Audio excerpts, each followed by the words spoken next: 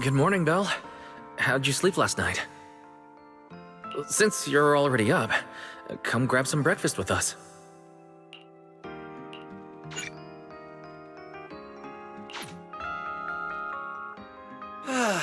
Having breakfast together with you guys every morning like this, I don't know, it just feels like it makes even my daily maintenance feel more like a special ritual, you know? Yeah, and ever since we came to Rose Califer, Belle and I have gotten into a much healthier routine. Oh, Belle, want another fried egg? I've got an extra. I want another one too, with ketchup. Yeah. Wait, Cecilia, that's not ketchup! That's my maintenance oil!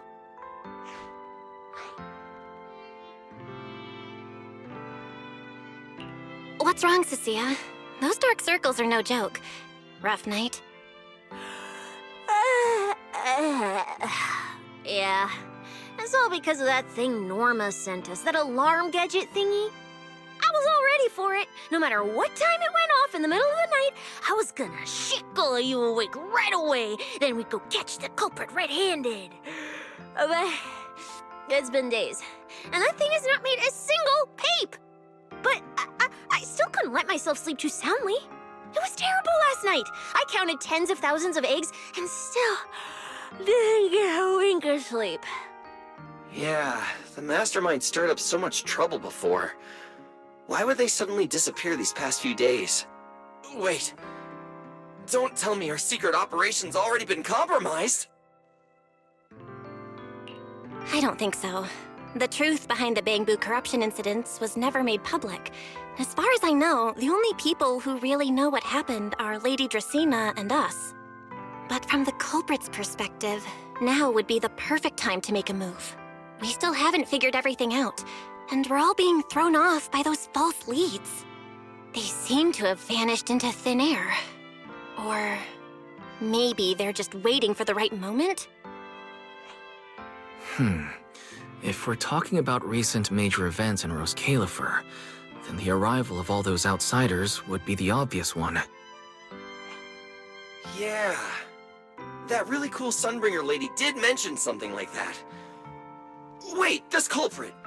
They're not planning to use the crowd and all the confusion to launch an ambush, are they? Probably not, right? I heard today's welcome tea party is being hosted by the ESD. Valina and Norma will both be there, plus all three Sunbringers. How dumb would this guy have to be to try anything right under their noses? Fair point. But something still doesn't add up. I guess we'll just have to play it by ear for now. Oh, Belle, what about Toby? The Bamboo we saved with Valina's security key. Has his memory data been restored yet? Oh, right! Norma said before that he might have a key clue about the culprit! Actually, I'm not too sure either. All I know is that ever since the vaccine plugin was completed, Norma's been completely swamped. She hasn't replied to any of my messages these past few days. Aw, man. She's already that busy, and Valina still called her to the tea party to help with the guests. Sheesh, poor Norma. Why do I get the feeling any guest who ends up dealing with a certain super cranky chief technician is gonna have it even worse? Well, breakfast is just about over. Billy, Cecilia, we should get going and pick up a few everyday essentials. Sounds good! Ready anytime! I'll stock up on motor oil while the sale's on! Pudding! And my pudding! Half-price pudding! I'm buying a whole case and stashing it in the fridge! Bill, you're really not coming with us? Something just came up. I mean, there's something I need to take care of with the HDD, and it's kind of urgent. You guys go on ahead. Yeah, Belle already gave me her shopping list, so let's go ahead without her this time. Well then, I'll leave things on that end to you, Belle. Huh? Why do I get the feeling you two are hiding something from us? You're overthinking it. More importantly, if we don't hurry, your pudding might sell out. Huh? Oh, right! I almost forgot. Let's go, let's go! Any later and we really won't make it?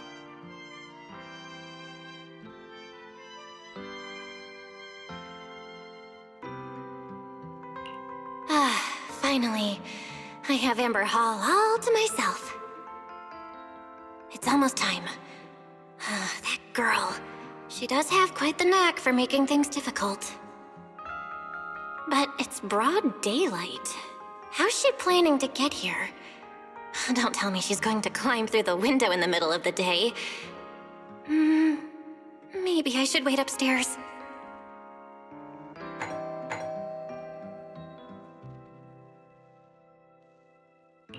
Huh? Someone's here? Who could it be? And of all the times... Fine. I'll see who it is first, then figure out how to get rid of them. Wonder who it could be.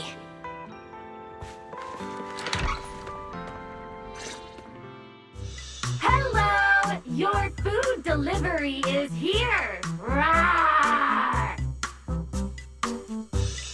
Food delivery? Oh, we weren't expecting any... wait, that voice? It's you?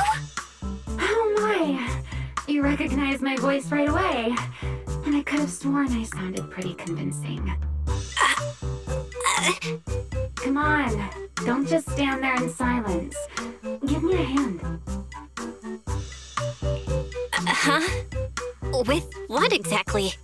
So, the head is a little smaller on the inside than it looks, which means, Alright, I accidentally got stuck in it. Could you help me?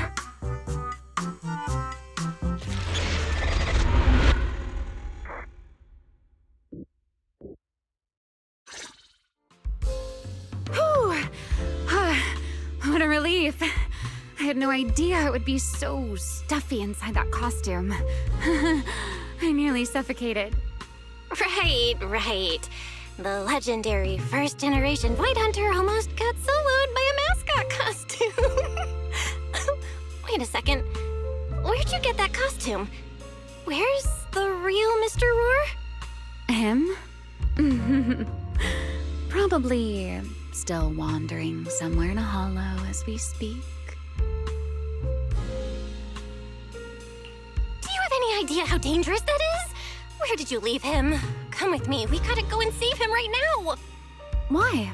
I left him in his own shop, of course. Come now, I'm only teasing. This isn't Mr. Roar's outfit. It's just the same design. That's all. See? Did you truly think I'd toss someone into a hollow? Oh, you really have that little faith in me? And whose fault is that exactly?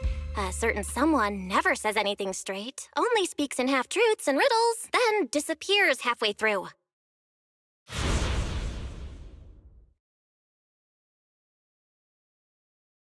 Think about your understanding. Everything you know. Have you ever heard of the word enchainer? Enchainer? Can't say I've heard of that before. What's that? Just as I thought. Helios never tells you anything that truly matters. But your teacher... Never mind. Let me think. Where should I begin? To put it simply, think of them as emissaries of the Creator. Or rather, the true rulers of the Great Hollows. Rulers of the Great Hollows? No need to look so surprised. Haven't you already encountered something similar? You mean, from that time in Lemnian Hollow? The Creator's vessel. Bingo. You got it. Still, while it bore some resemblance to an enchainer, it still had quite a long way to go before it could truly become one.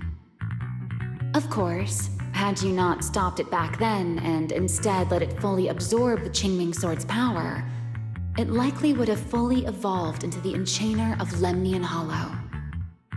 I would have gained full dominion over the laws within Lemnian Hollow, whether that's miasma or anything else. Just thinking about it, that would have been a tough battle. Enchainers? Qingming's sword? Hang on, how did we end up talking about all this? Weren't we talking about Gertablulu? We are, aren't we? This is a topic related to Gertablulu. The Gertablulu as it stands now is less of an enchainer and more akin to... of all times. Never mind. Our little Q&A session ends here for tonight. 1 week from now, in the morning, I'll come find you again. Keep it a secret, won't you? Imagine if anyone found out that Miss Transfer Student is actually a partner in crime to Miss Fugitive. Just thinking about the trouble that would cause gives me a headache. Huh? Wait! Ramiel, don't go! At least finish what you were saying!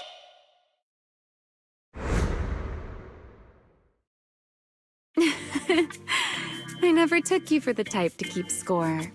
It's already been a whole week. Yeah, I hold grudges, so what? You just walked off mid-conversation and left me here waiting in suspense. You owe me an explanation. Oh, don't be such a sourpuss, little grudge holder. Keep digging into every little thing, and people might start thinking you're not very cute, you know. Let's return to the topic we left unfinished that night. What exactly are Gertablulu and Bashmu? The answer is quite simple. They're both Enchainer larvae. Beings with the potential to become Enchainers, but have yet to do so. Enchainer larva? Correct. Similar things appeared in my time as well, but no one ever learned where they truly came from. And now, that thing you encountered in Lemnian Hollow, perhaps someone has finally found a way to create or control an Enchainer larva. Who can say? As for the key to whether the larva can become an Enchainer, I imagine you have already guessed the answer. Could it be a Void Hunter weapon? Uh-huh. You're half right. Half right? What do you mean? There's something else besides a Void Hunter weapon? Now that's a whole new question, Miss Rulebreaker. It's my turn to ask one. That ability you tapped into when you faced Gertablulu, the one that lets you interfere with singularity leakage. How has that been progressing? Can you use it reliably now? Sorry. I haven't been able to do anything like that since then. Honestly, I don't even know how I pulled it off in the first place. I actually wanted to ask Lady Dracaena about that, but she hasn't shown up for the last few treatment sessions. I never got another chance. That's tricky. And here I was thinking... Thinking what exactly? That you might help me find Gertablulu. I'm looking for it too, you see. Will you help me out? She's looking for Gertablulu too? Why? No, wait, before that, why did she come to Rose Califer in the first place? If you have a question, just ask. It's written all over your face. Okay, you probably already know about this. The Airspace Patrol's been searching everywhere for Gertablulu and Bashmu, and they still haven't found a thing. And you, the wanted fugitive who attempted to assassinate Lady Sunbringer, are also one of their targets. Is this you trying to draw a line between us? No, I was just wondering if those two things... Belle, wife, are you in? Was that Valina? What's she doing here? Uh-oh. Remiel, hurry up and... Please pardon me. It's about something urgent, so I let myself in. Hi. Good evening. Good morning, Valina. Good morning. Are you having breakfast with Mr. Roar? Huh? Mr. Roar? Oh, right.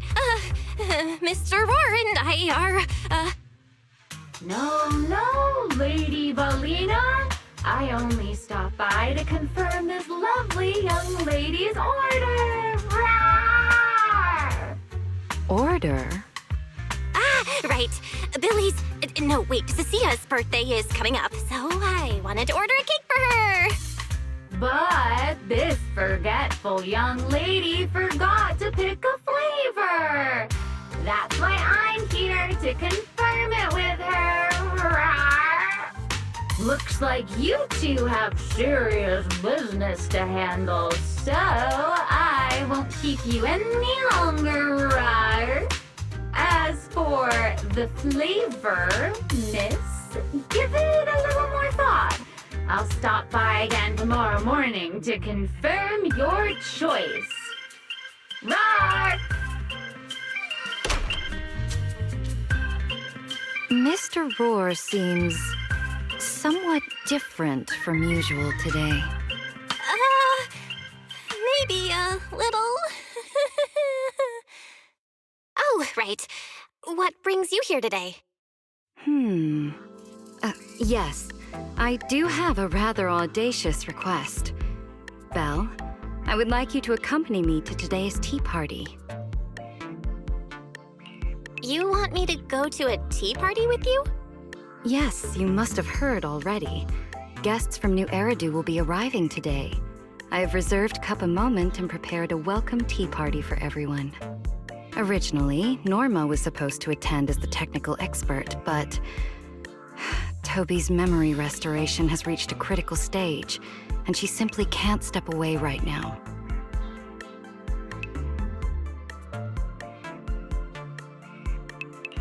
Wait, are you saying you want me to pretend to be Norma?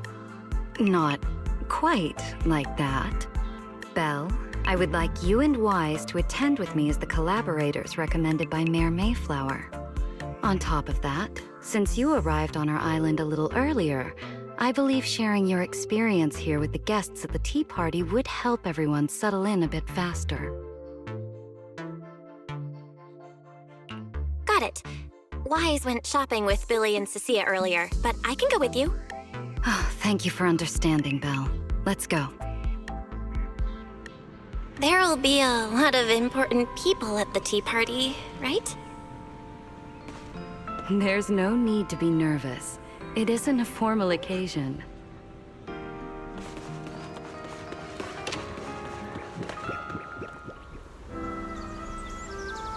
Lady Linvern, thank you for inviting us. Eldrada was the one who... The view here is really nice.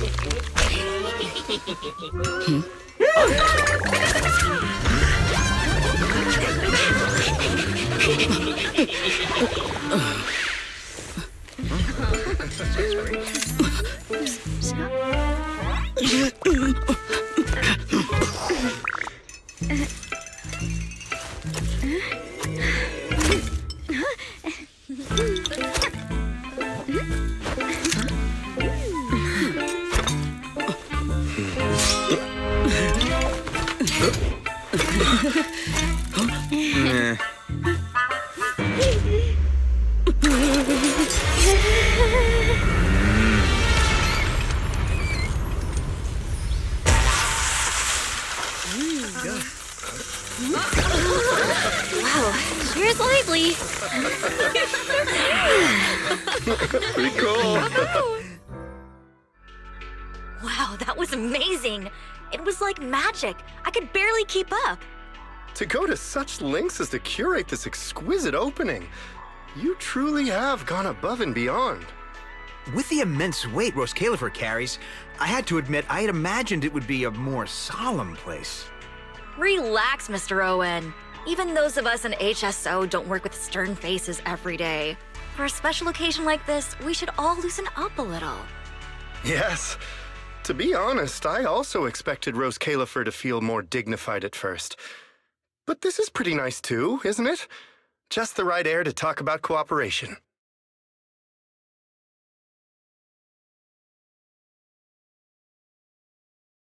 Oh, thank goodness we were spared any major complications. What happened just now? That wasn't part of your plan, right? Hardly. If I'm not mistaken, this little mishap is the handiwork of those little ones from the Enna gang. Enna gang? Judging by the name, is it related to Bangbu?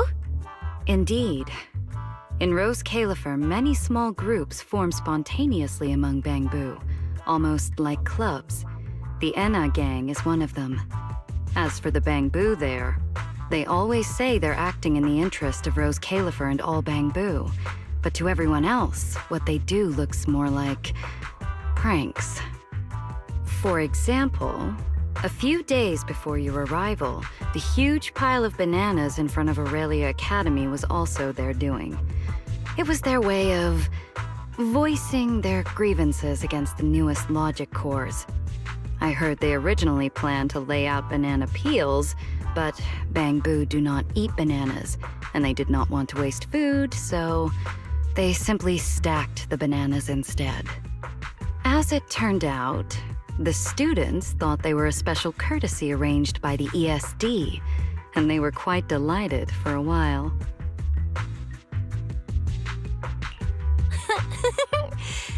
So that's what you call doing the right thing for the wrong reasons, huh?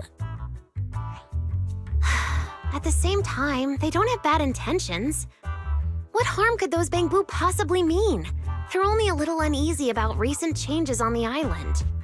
It's fine, it's fine. Indulging their wild ideas once in a while can count as a little break from work, I'd say. Not everyone can handle their antics as effortlessly as you do, Lady Lindvern.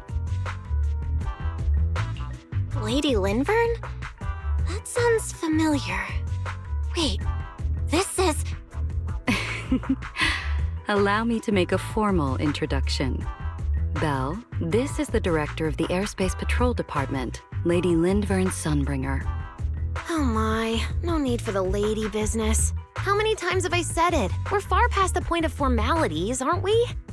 Then again, no matter how many times I say it, in all of Rose Califer, aside from Eldrada and little Dracena, Claret's about the only one who doesn't treat me like their boss. After all, not just anyone can be like Miss Claret and end up becoming Lady Lindvern's creditor. All right. Allow me to introduce myself. Hello, Belle. I am Lindvern, Director of Airspace Patrol. I've already heard a bit about you from Dracy in secret. I didn't expect you to uncover an important clue about the Bangbu corruption incidents right after arriving. That's quite impressive. You're too kind, Lady Lindvern. I really didn't do all that much. Well, I'll be counting on you later, all right? Oh, also, no more lady this and lady that. Just call me Lindvern. Okay, I'll try to get used to it. Wait, later? What are we doing later? What else? The troublesome parts of the tea party, of course. I'm terrible at occasions like this. All that stiff etiquette, the small talk, having to smile the whole time. Eldrada or Dracy should have attended, but Eldrada's been busy with who knows what lately, and Dracy's tied up with the CCD's singularity leakage, so I had no choice but to make an appearance. Dealing with all that formality, just thinking about it is exhausting. So, I spoke with Valina. Well, actually, Lady Lindvern was the one who insisted on asking you to come. So you haven't told her yet, Valina? Oh well, no matter. You look like the type who's good at socializing. I'll leave it to you, all right?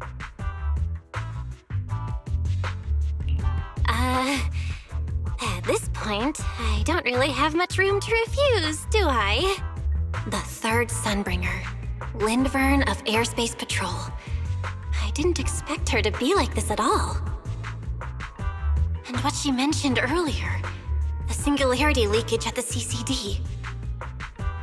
Speaking of which, Lady Lindvern, has the singularity leakage at the CCD still not been cleared up? Yeah, it seemed to have returned to normal at the time, but the surrounding area hasn't fully left its activated state.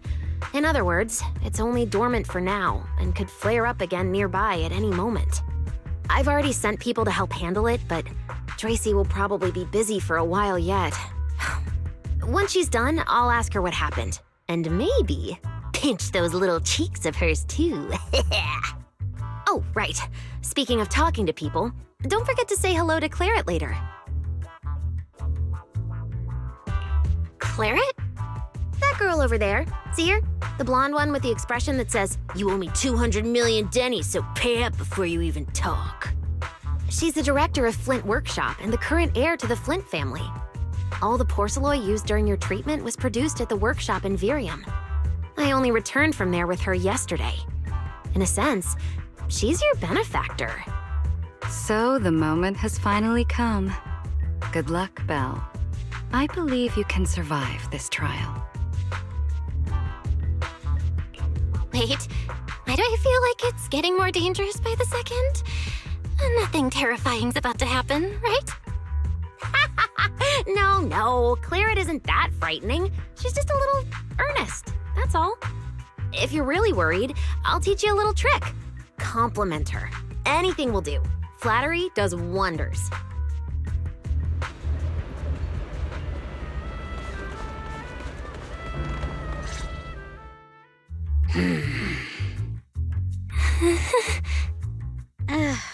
So, who are you?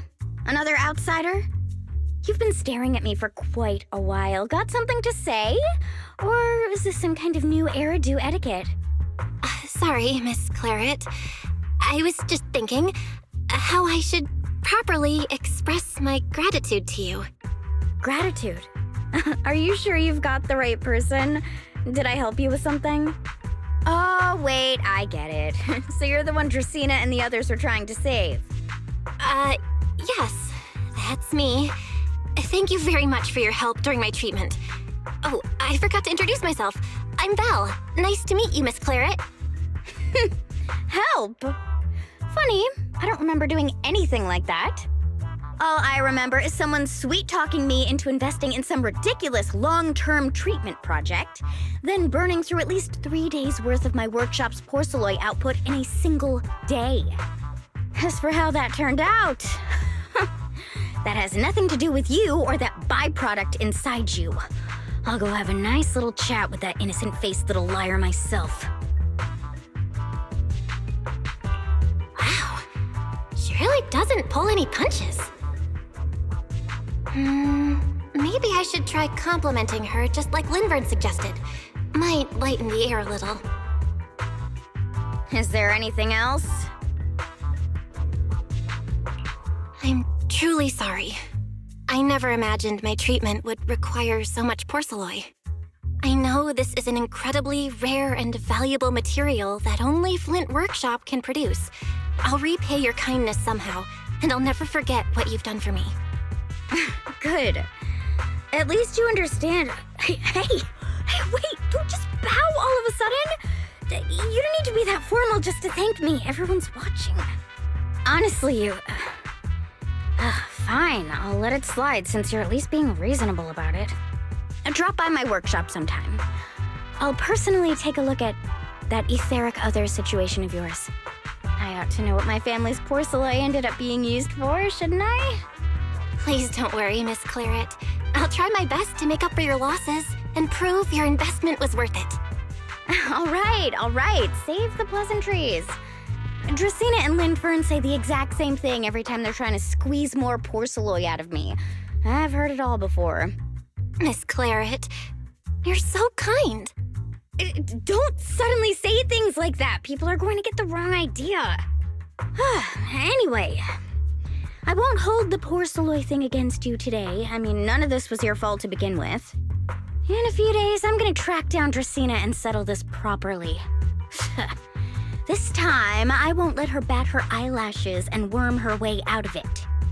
Somehow, my impression of Lady Dracaena just changed a little.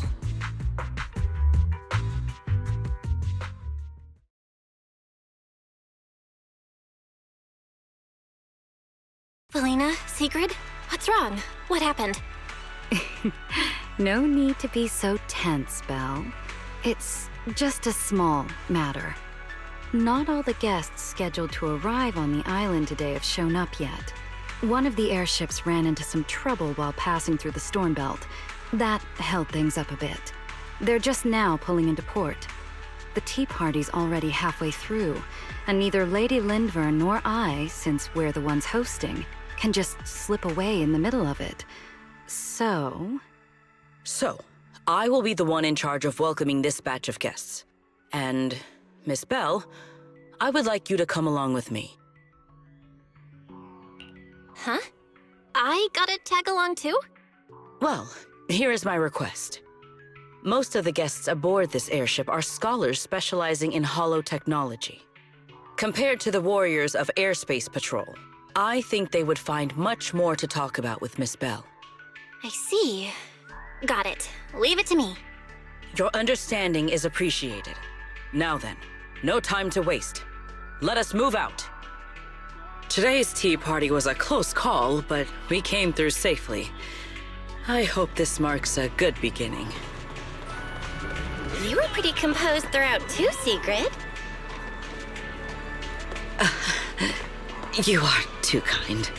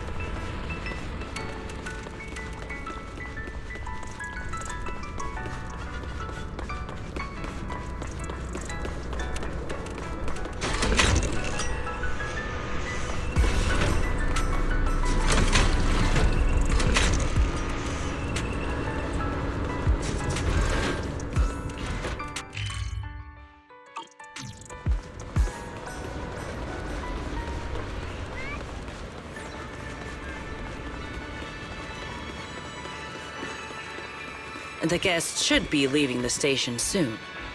Let us wait here for a moment.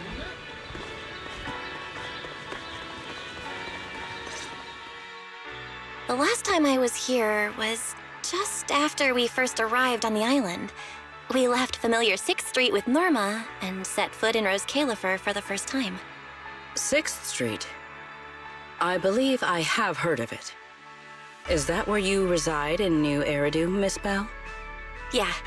Wise and I run a video store there called Random Play. We also live there. A video store? Come to think of it, the temporary stall in front of Amber Hall is... Ah, I see. That explains it. If you're interested, Sigrid, wanna get a membership card for our shop? It's really handy for renting tapes, and it works at the stall too. I shall give your suggestion due consideration, Miss Belle. Ah, the guests have arrived. Miss Belle, let us greet them.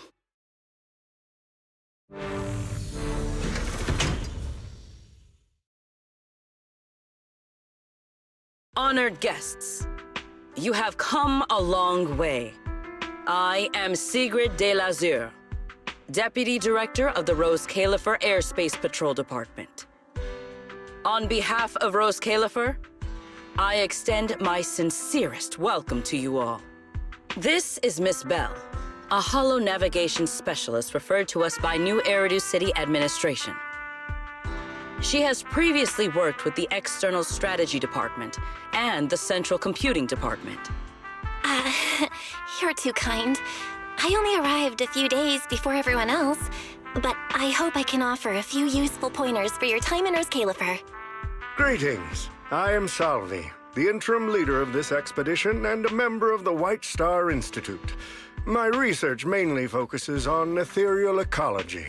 Please allow me to introduce the other guest traveling with me. This is Professor Oakley from Metis Academy. And this is Miss Lawton, a peer of mine at the White Star Institute. Both are scholars who have spent years studying the fundamental properties of hollows. And this is Miss Truvia, daughter of Mr. Mossiant, the head of High Ambitions Corp. Like you, she is also a specialist in hollow navigation. Huh? No. It can't be. She really is. What did I tell ya? We were always gonna win this one. Icarus 2 points, Phaethon 0. That's only twice. Nothing to brag about. Not satisfied? Fine then. Let's run it back tomorrow. Bring it on! We've got all the time in the world. I could go head-to-head with you for a lifetime. Looks like someone's gonna be losing for the rest of their life, huh? Truvia, what did you just say? I'm saying, what's that got to do with me? Truvia, why? You could have easily. The Truvia I know would never say something so cruel. Cruel? How do you have the nerve to call me cruel? You're the ones who are...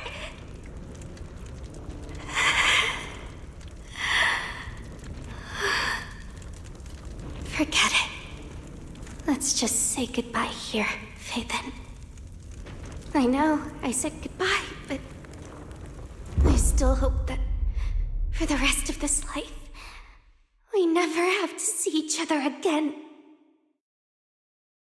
That really is Truvia. Why is she here in Rose Califer?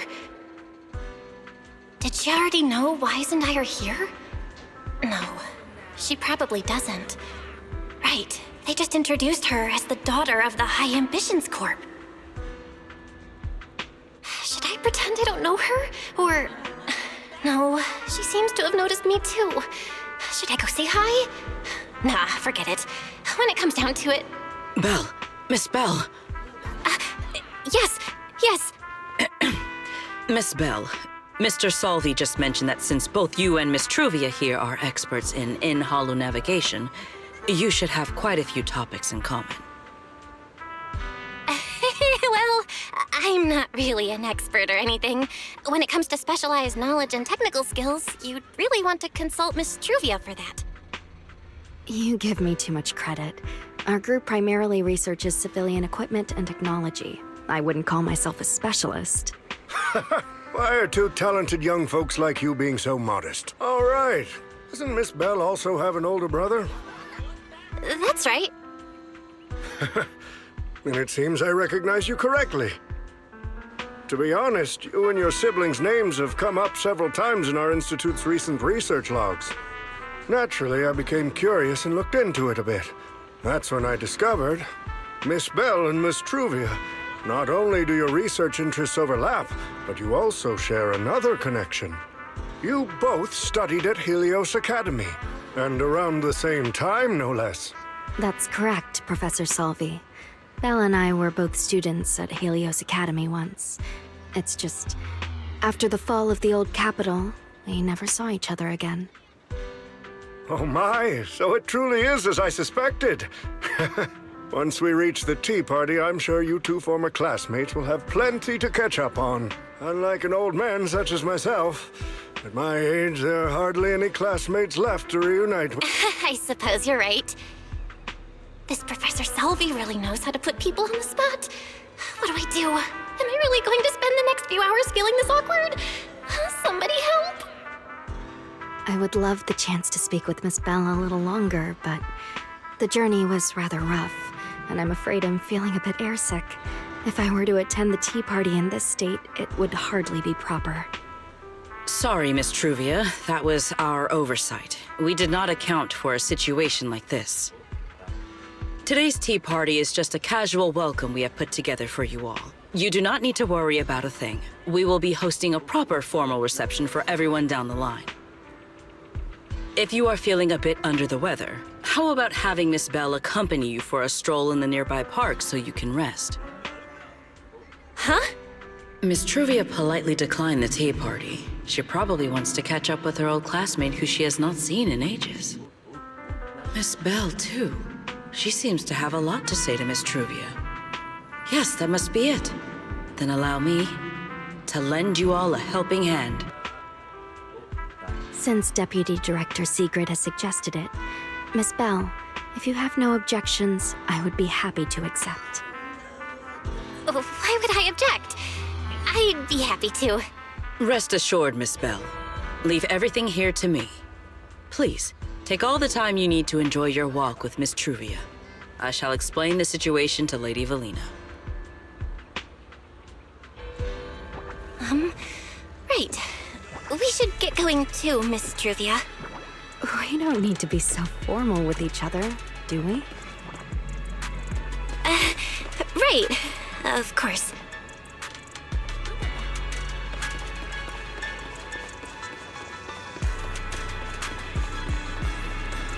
This really is beautiful. Give me a proper tour later, okay?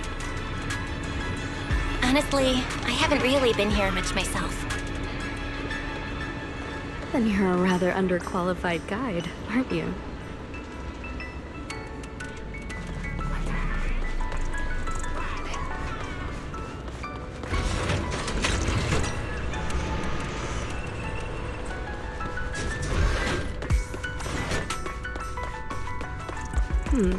That silver tree. It's not made of porcelain, is it?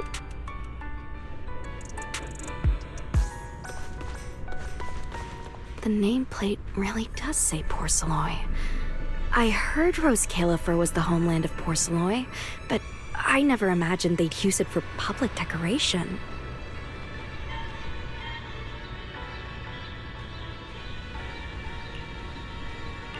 I see. Belle, you keep saying you aren't that familiar with this place, but you always seem to have an answer for all my questions.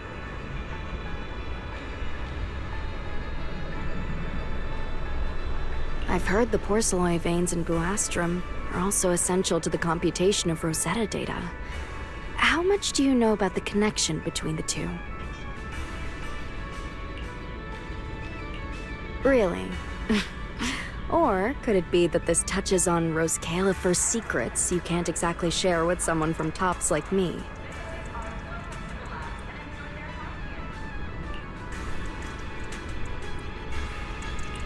Next time, huh? I'm sorry, Truvia. It's all right, Belle. Come on, let's see what's up ahead. There's so many people over there. Yeah, there's a fountain over there. It's where Bamboo hold events sometimes. It looks rather interesting.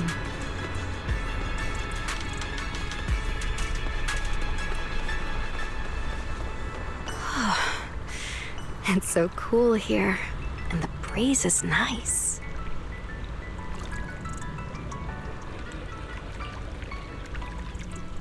Thank you. I'm feeling much better now. This flight was way longer than expected, and I ran out of motion sickness medicine halfway through.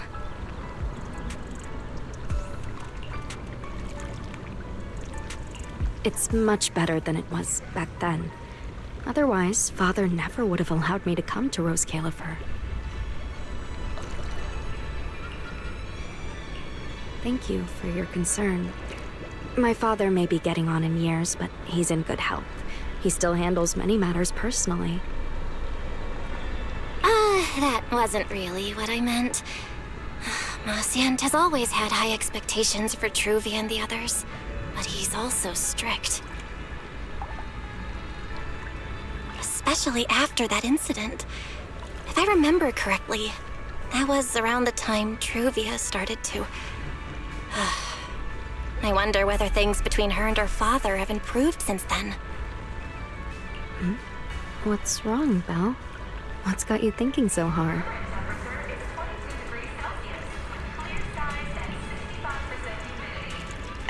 All right, then. Let's keep going. There seems to be a large structure up ahead. Is that a chessboard?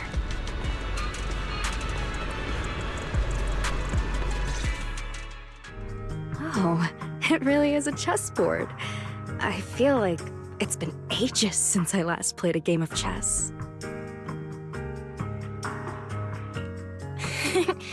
Same here. I still remember, back then, we were both really into chess. Whenever exams weren't looming over us, we'd always be going head-to-head on the board. I was pretty clueless, always ticking you off without even realizing it, picking fights over the dumbest little things. It's fine, Belle. That was a long time ago. Oh, right. How have you been all these years? And your brother, Wise, is he doing all right? We're both doing great. My brother, he hasn't really changed at all. Still fussing over every little thing like a total worrywart. A few years back, we opened a video store called Random Play on 6th Street in Janus Quarter. The business has been... decent, I guess. If my brother didn't keep ordering all those weird documentaries on a whim, business wouldn't be so bad. If you ever have some free time, Truvia, you should totally swing by. I'll have a word with Wise. We'll hook you up with a top-tier membership card, the permanent free kind. You can rent whatever videotape you want.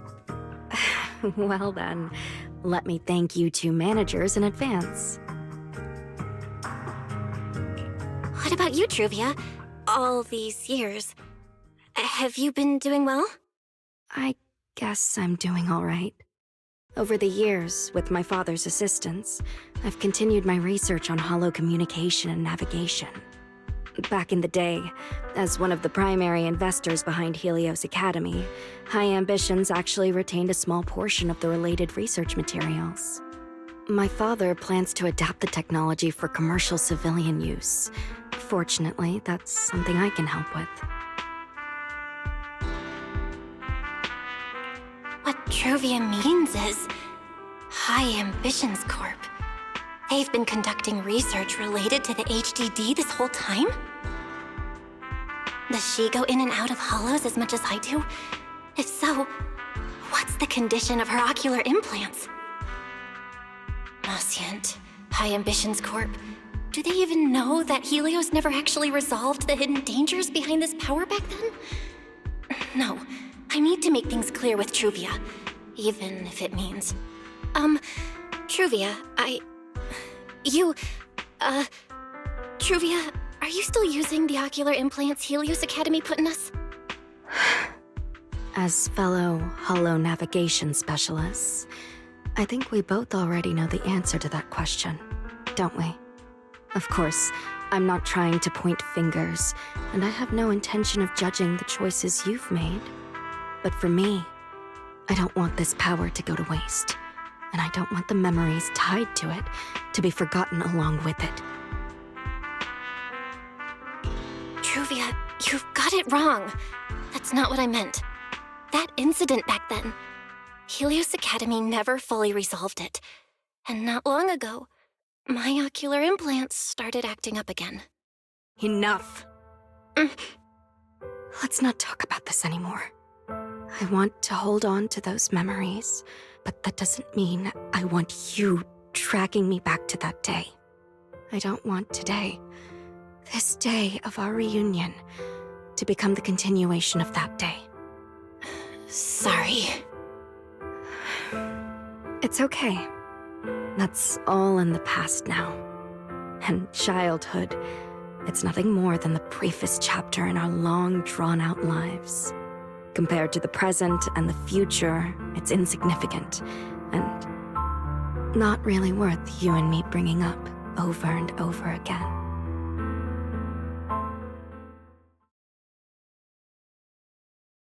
Belle, Truvia. I knew you two would be here. Wise, what are you doing here? We were heading back after shopping when we passed by Cup a Moment just as the tea party was wrapping up. Sigrid mentioned you'd come out here with an old classmate, so I figured I'd swing by and check in.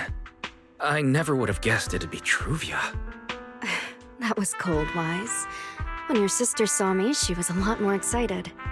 I'd love to stick around and chat longer, but I'd rather not put myself through trying to keep up with you two chatterboxes at the same time. Now that the tea party's over, I should head back to the place the ESD arranged for us before my companions start worrying. Wise, Belle, I'm really glad we got to see each other again here in Rose Califer. Maybe next time, if we get the chance, we can sit down and catch up properly. No need to walk me back. I've checked the map, so I should be able to find my way. Besides, I'd like some time to myself. I'll see you around.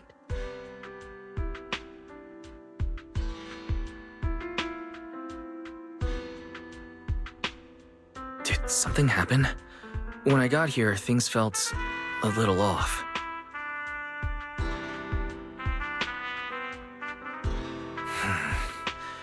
I didn't expect things to turn out like this. Sorry, Wise. I got ahead of myself. I should have thought it through before bringing up the ocular implants with her. It's okay. You meant well. Don't overthink it. The power inside us. We don't know how much Truvia understands it. But if anything goes wrong, we're going to have a serious problem. But there's no way to talk about this without bringing up Sir Pico. We need to find the right way to tell her.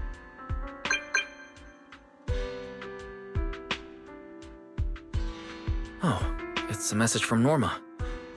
Toby's made some progress.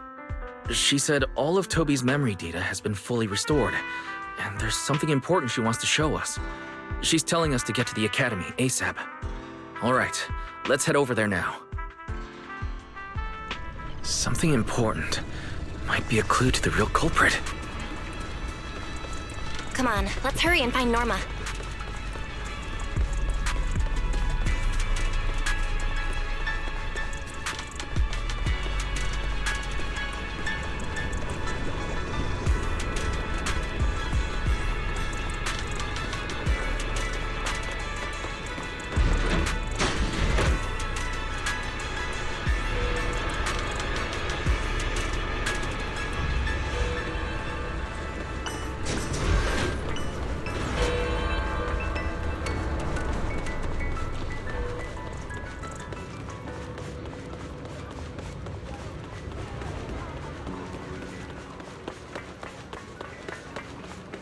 Welcome to Cup a Moment.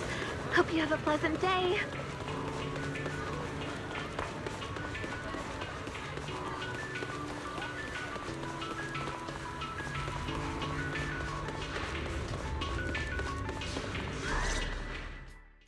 Belle, Wise! What took you two so long? Norma, did you find anything in Toby's memories? Any clues about the culprit? What exactly did they do to those Bangbu? Whoa, slow down! Your expectations are way too high. Oh, now you're making me nervous. Anyway, just like I said in the message I sent you, Toby's memory restoration work is done. Some of the data's been totally wrecked by corruption, but no biggie. I still managed to dig up someone who looks like a prime suspect. I've already seen it plenty of times. Here, take a look for yourselves. So you actually woke up, huh? Sorry. If you'd just been a little more cooperative, it wouldn't have had to come to this. Poor thing. In a moment, you're gonna get in that machine, nice and quiet. Shh. Don't be scared. Soon you won't remember a thing. But you've been entrusted with a very important mission. Don't forget that. This guy. Who is he? Based on what he said, he's gotta be the culprit. Exactly. That's what I think too. Unfortunately, though, Toby had already completely lost the ability to move by that point. He never got a look at the culprit's face. Even though we've confirmed there is a culprit, we don't have a lot of clues beyond that. Wait, the culprit mentioned something about getting Toby into some kind of machine. If we can find that machine, we might be able to track him down. Wise, that's it. If we can find that machine, we can follow the trail straight to the culprit. But where do we even start looking? Huh? Norma, over here. On the wall behind him, looks like there's something there. Can you zoom in on it? You got it. Huh. It looks like graffiti, but not the random kind. It seems more like some kind of symbol. Wait, isn't that the symbol of the Enna gang? The Enna gang? I didn't expect this to be Enna gang turf. Wise, Belle, do you know anything about them? I ran into them at the welcome tea party today. Thankfully, it was just a few harmless pranks. Nothing serious. Oh, again? Those little guys sure have energy to burn. But how did they end up getting involved with the culprit? It's also possible that the culprit just happened to be on Enna Gang turf. I've heard the Enna Gang is an organization that really cares about bamboo rights. They shouldn't be colluding with humans who intend to harm bamboo. Looks like the only way to find out is to check out the Enna Gang's turf ourselves. Norma, do you know where we should start looking? I don't know the exact location. I just heard they sometimes meet up near the Clink Market on Gear Street to swap bottle caps they've scavenged. Clink Market? Bottle caps? Mm-hmm. The Bamboo have their own little market, right on Gear Street. Oh, right. They've been doing road work around there for a while. Probably haven't been there yet, huh? Gear Street is where the Bamboo hang out. It's packed with facilities catering specifically to them, and Bamboo loves settling down there. Some people even call it Bamboo Street. Same place, different names. As for bottle caps, I don't know if you've noticed, but the Bamboo and Rose Califer are absolutely obsessed with collecting all kinds of bottle caps. They've basically become hard currency at this point. More useful than Denny's, even. So basically, if we want to go collect intelligence from the Bamboo, we'll need to have some bottle caps ready. Huh. Oh, I just got an idea.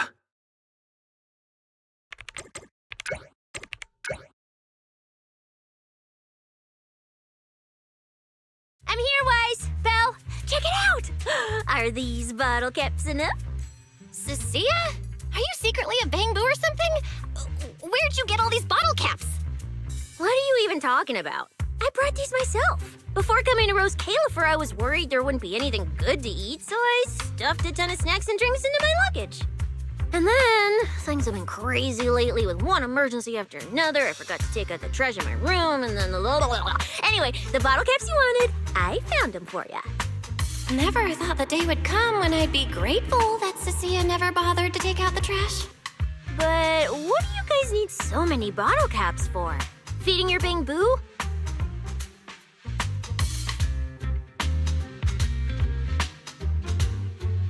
Oh, I see. Now what are we waiting for? Let's get moving. I'll sit this one out. With someone from the ESD tagging along, I doubt you'd get anyone to talk. Here, I've marked Gear Street on the map for you. The road there should have been fixed up yesterday, so you can head straight over. But hey, don't go telling anyone I'm the one who tipped you off. All right, let's go. We'll catch you later, Norma.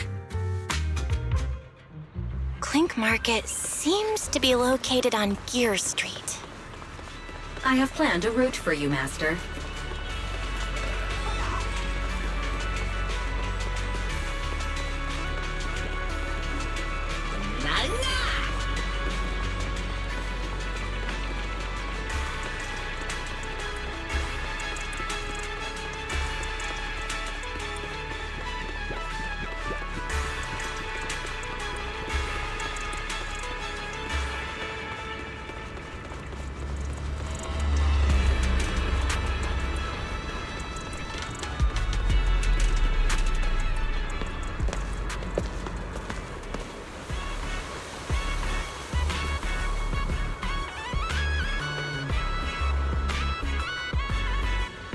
Master, we have arrived at the target location, Gear Street.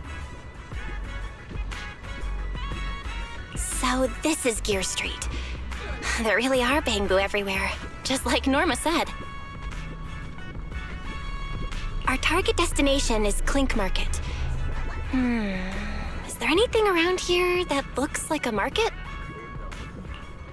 Well, based on my extensive experience solving cases as a public security officer, over there! That red mailbox, that one. The little door next to it looks extremely suspicious. It might look completely ordinary, but did you notice? That bamboo by the door! He's obviously standing guard, and he keeps looking around. There has to be something important hidden behind it. That does seem suspicious. Let's go check it out.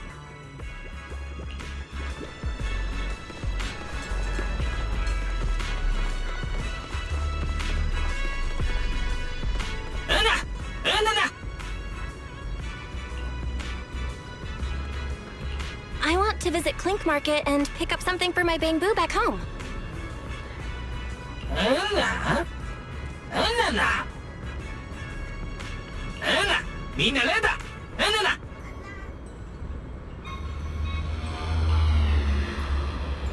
Yeah, this store is way too small. But at least I found the right place. Clink Market really is here.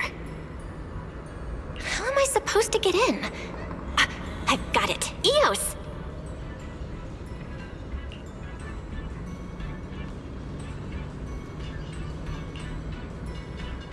All right, that should do it. Let's go in and take a look.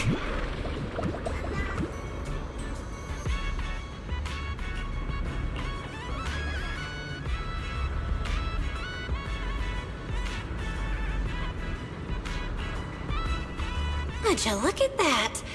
There really is a whole other world behind this door. Now, who around here might know about the Enna gang?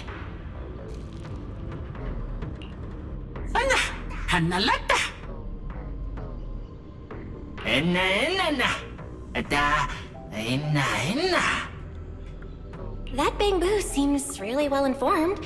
I'll go ask them about it.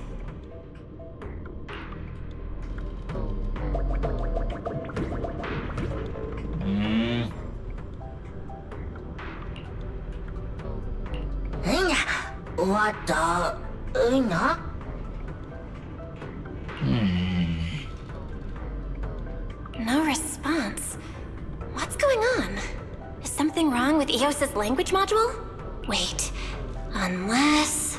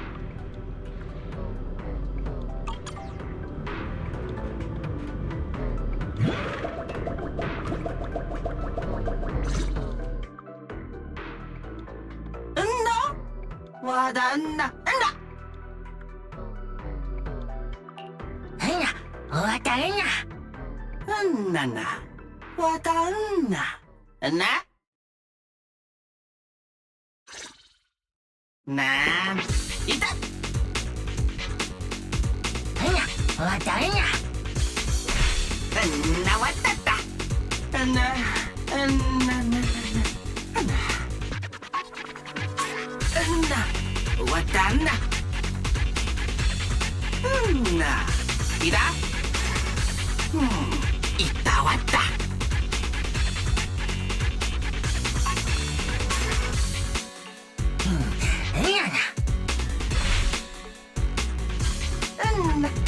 Wadanda. Wada.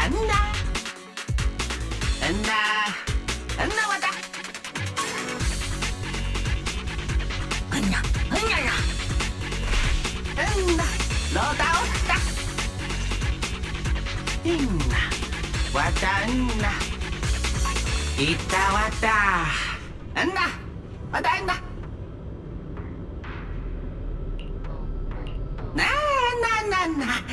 Nawata. Ina. Wata. Oh, wata. Lota. Ina lota.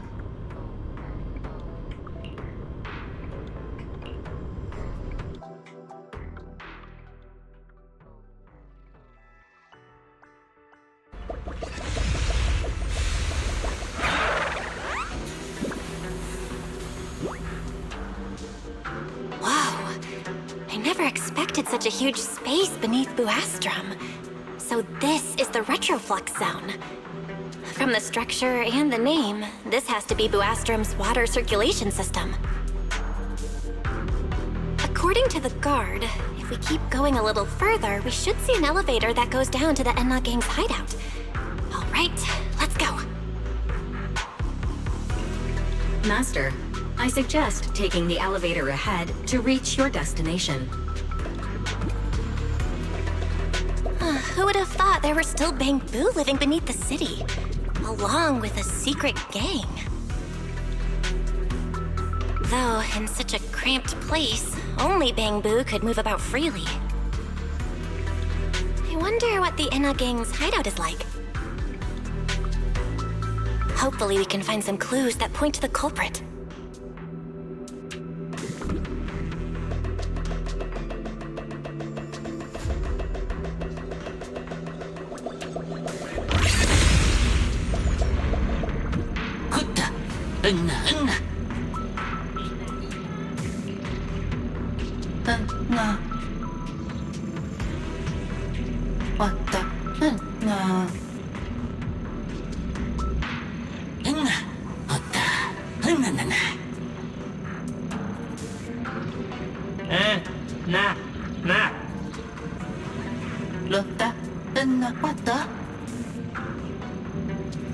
Wait, why are they all looking at me?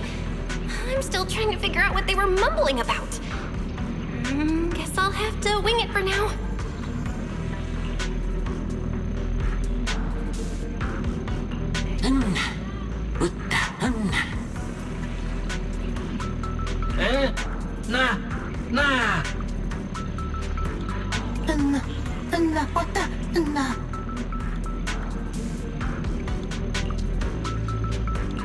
The elevator's broken.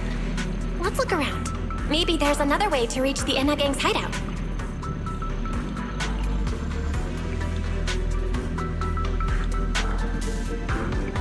Maybe I can hack into those robots.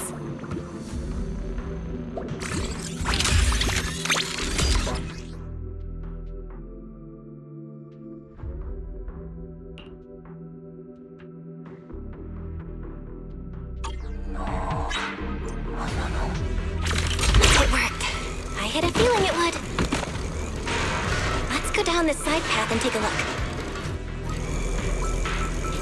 I don't see a switch for the drawbridge. Guess I'll just try ramming it.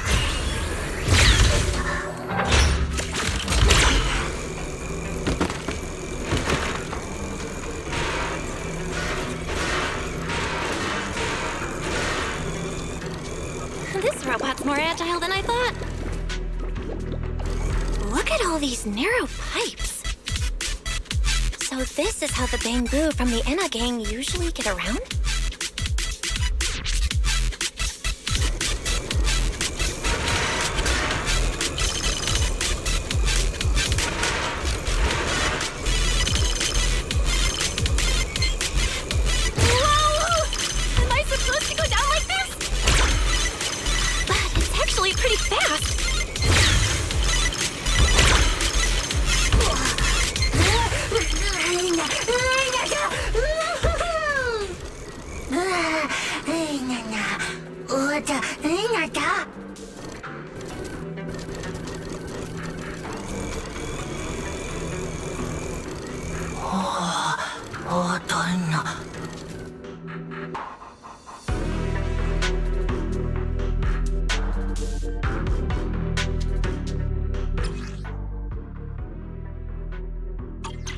should open if I can hit that switch.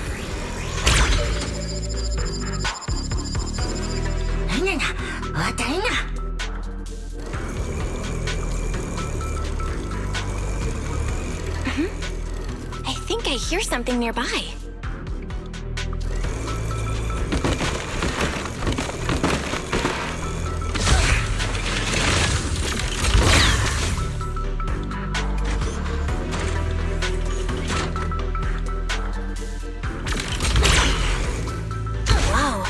Circuit box.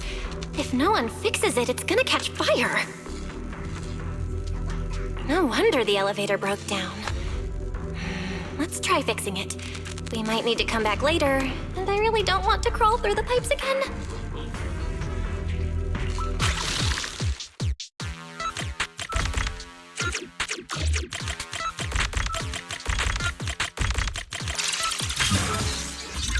Okay, that should do it.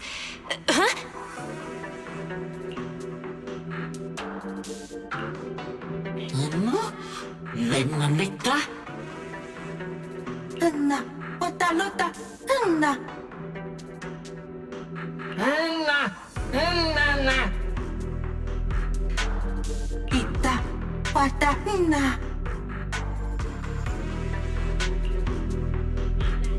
The Enna Gang's Bangbu keep mentioning this revelation. It's been bothering me for a while. What in New Eridu is it? Could it be a clue about the perpetrator? Or maybe...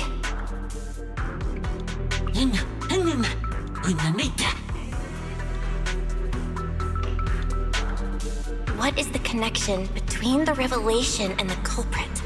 It's still bothering me.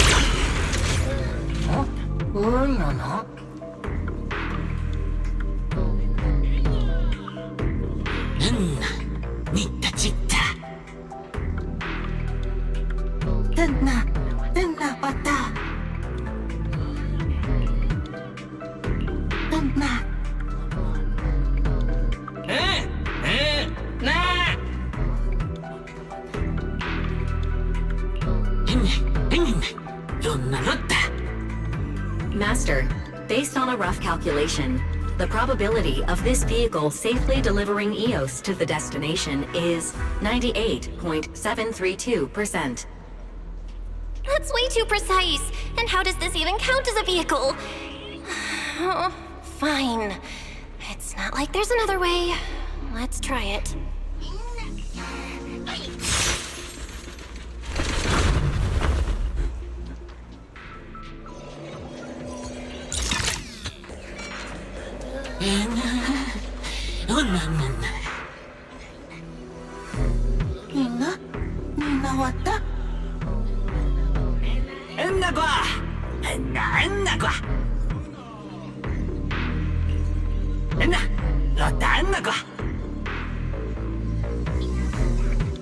Griff.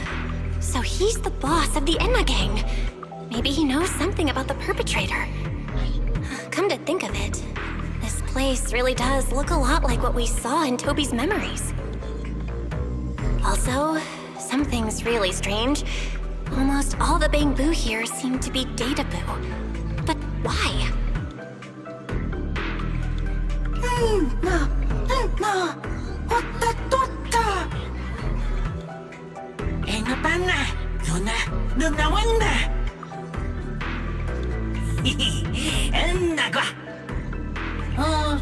Na? Na lota. Na kwa. Na wata. Na. Otta na kwa. Na leta kwa. Na kwa.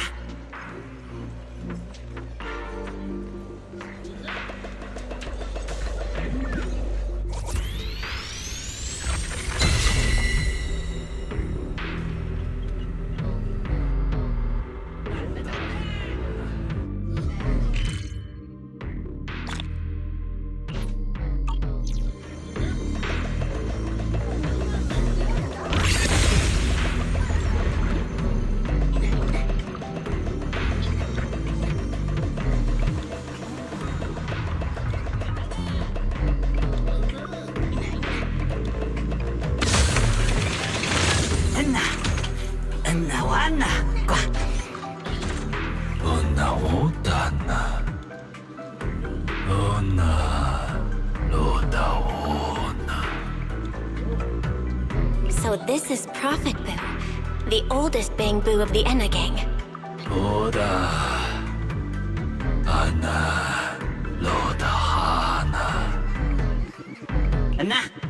Enna kwa. Hata lona lota wana. Enna lota wana puna pota. Kuta enna lota. Na. Enna hotta honna enna kwa. I never should have fixed that elevator. How was I supposed to know it'd end up like this? This revelation thing, I don't even know what it is. What am I supposed to say? Apologies, Master. No relevant data found regarding the Enna Gang's revelation. Suggestion: respond vaguely and attempt to bluff your way through.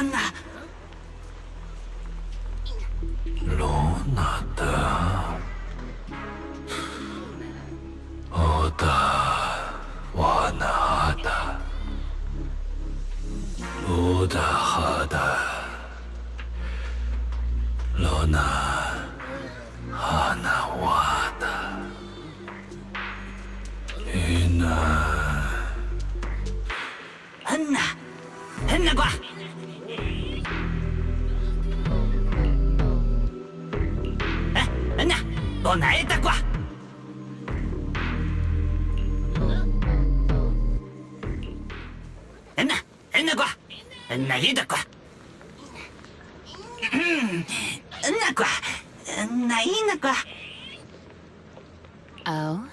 Is that so? Then come on in.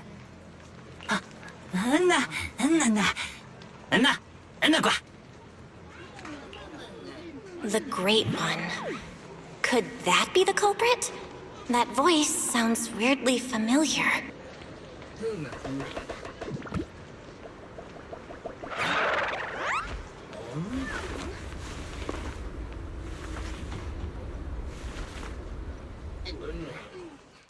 Remiel? Why are you here?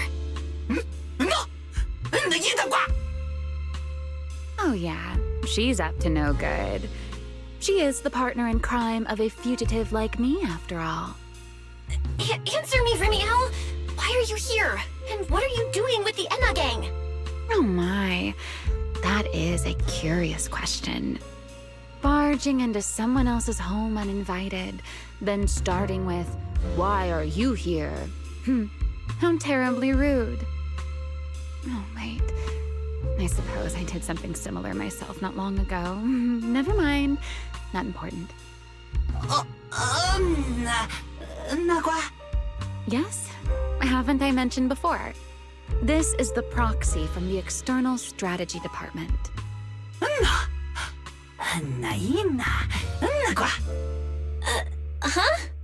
A little too talkative, aren't we, Griff?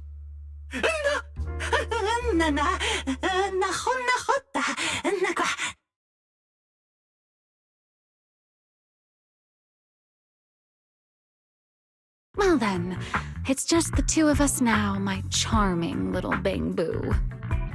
I must say, I didn't expect you to have such a practical, yet rather adorable, little skill.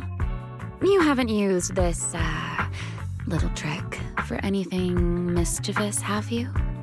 I feel like you're imagining something really weird.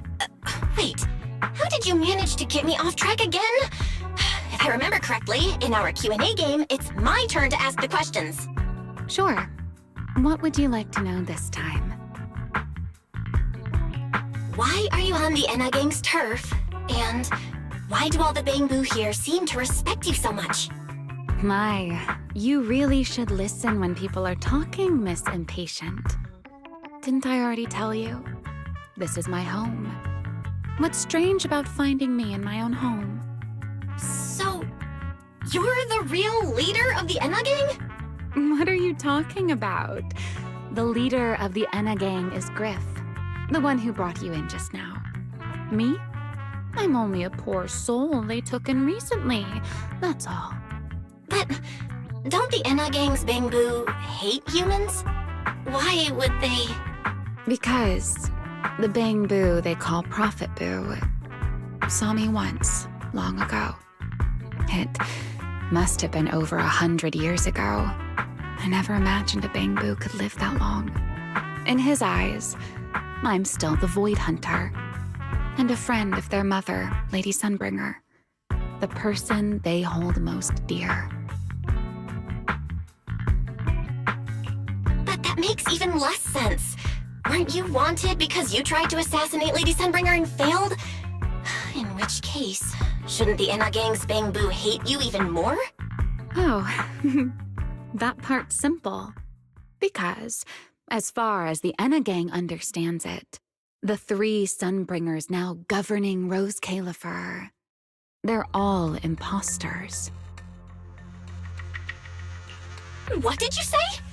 The three Lady Sunbringers we have now, even if they're not exactly as they once were, they're still Sunbringers, aren't they?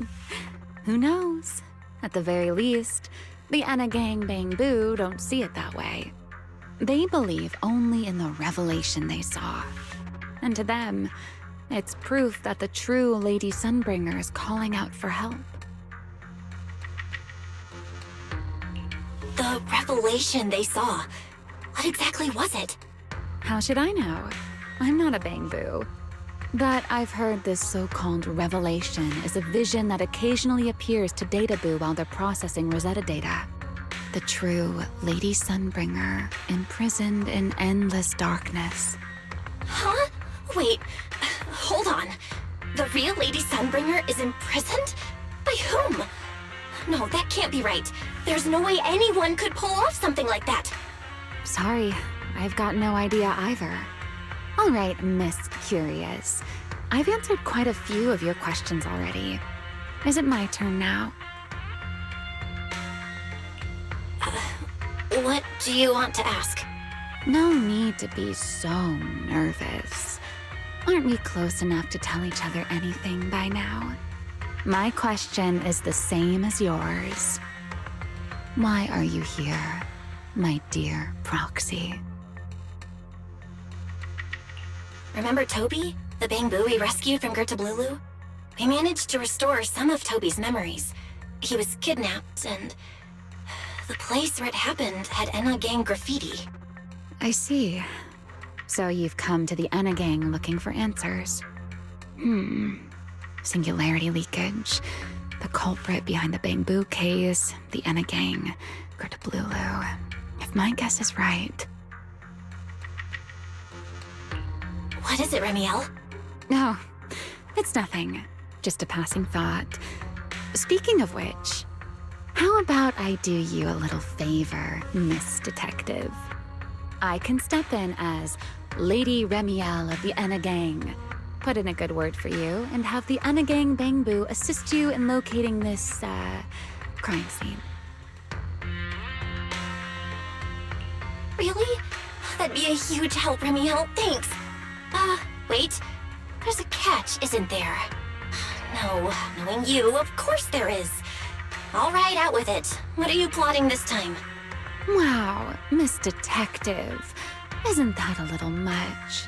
I told you my condition ages ago. Help me investigate Gerta Blulu. And if I'm not mistaken, Gerta Blulu and the culprit you're after may end up being connected. Not this again. Enough with the riddles already. Remiel, could you please clarify what you mean? Very well. I'll try to restrain myself. Though, I am rather fond of riddles. A riddle keeps the uninvolved safely in their garden of ignorance, while guiding those who seek the truth one step at a time toward the heart of the mystery. In the end, a riddle is simply what truth looks like when the people involved don't all have the same information. But enough philosophy. Let's ask Griff about the place you're searching for. Griff's good at rallying people. He'll definitely be able to help. I hope this works out.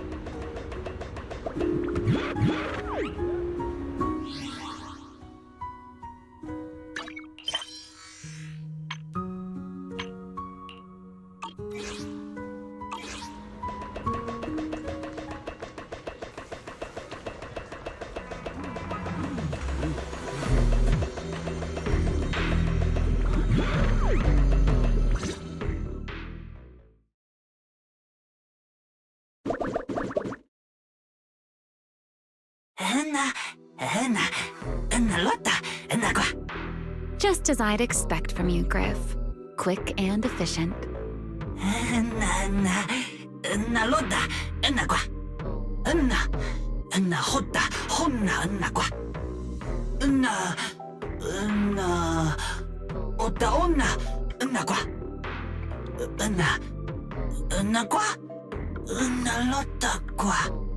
Don't worry, Griff. I'll go with her. Huh? Remiel? You're coming too? Wasn't that our agreement? I help you follow the culprit's trail, and you help me investigate Gerta Blulu. What, have you forgotten already, my dear partner in crime? Something's not right. Did you just talk me into this again? This is one of those moments when overthinking won't do you any favors, Miss Detective. Besides, rather than concern yourself with such trivial details, my adorable little Bangbu, before we officially set out, could you change back into your proxy form for me? Those short little arms and legs won't be much help after all.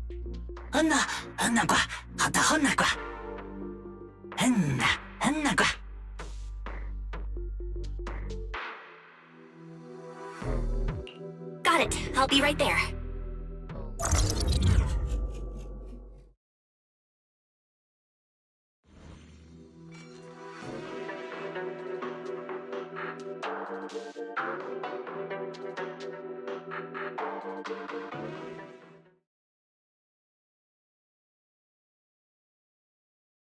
So, we've confirmed that the place where Toby was kidnapped is indeed at the very bottom of the retroflux zone. But I still can't shake the feeling that Remiel's keeping something from us. Like she said, in a Q&A game, the one answering can't lie. But that doesn't mean they have to tell the whole truth.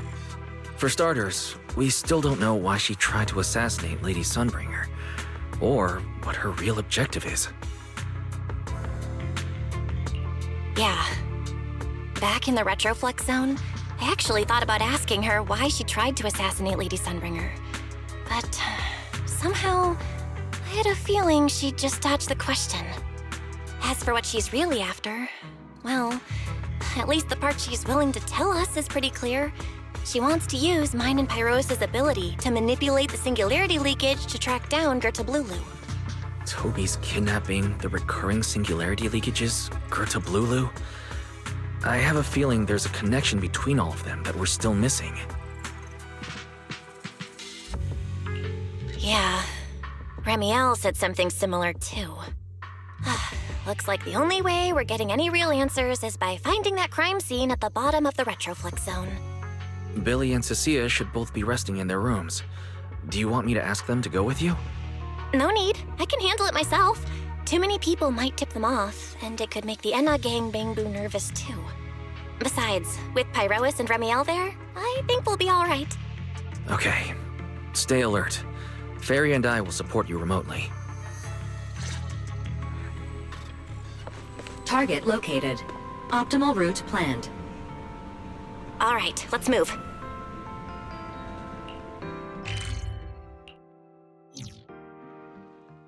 Pardon me. Is something troubling you? You have been circling this phone booth for quite some time now.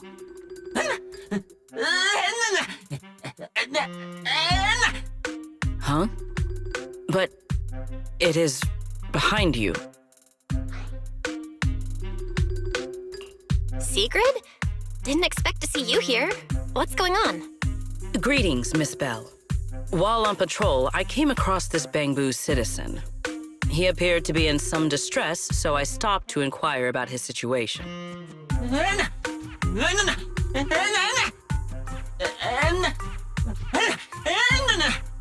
Waiting for someone? And who might that be?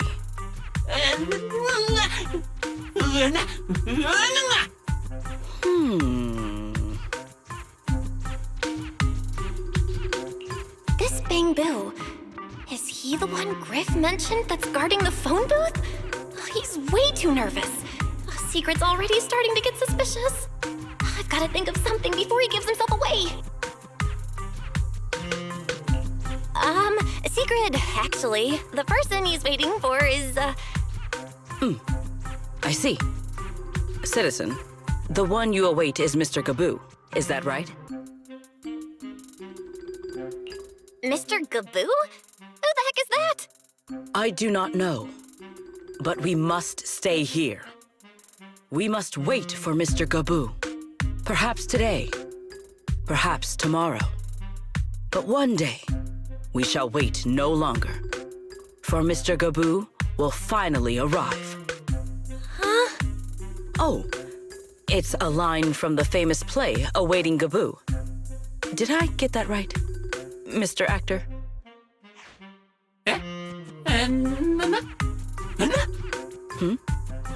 Are you not an actor from Spotlight Theater? But the line you just quoted was unmistakably from...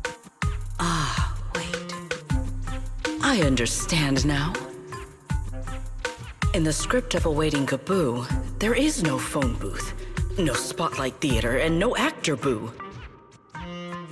He must have immersed himself in the role for so long that he is still mentally in character. Yes, that must be it. I ought not disturb his rehearsal any further. My apologies, Mr. Actor.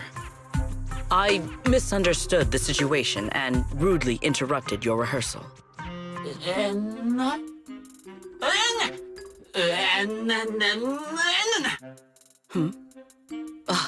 Indeed.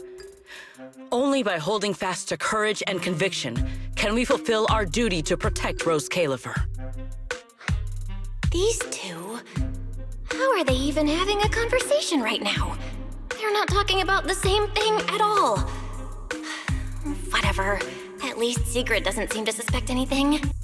If she finds out where Ramiel is, explaining everything would be a nightmare.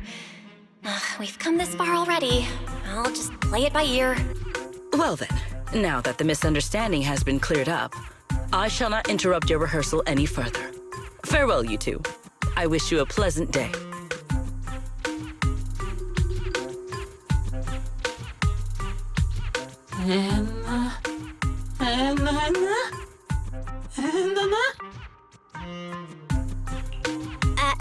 No. Absolutely not. You've got the wrong idea. A very, very wrong idea.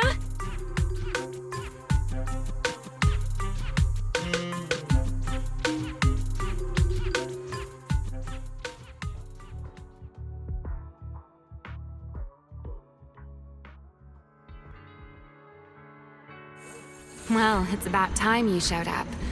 Amber Hall isn't that far. What kept you?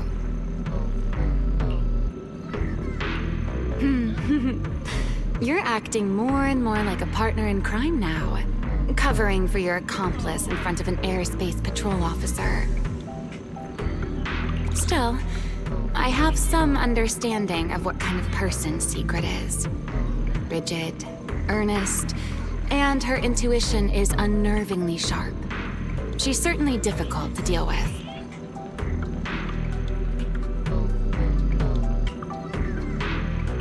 Fair enough. That's the nature of intuition. Sometimes it's right, sometimes it isn't. All right, enough of that. We should head off to the crime scene on the lower level of the retroflux zone. The entrance is this way. Griff is already waiting for us.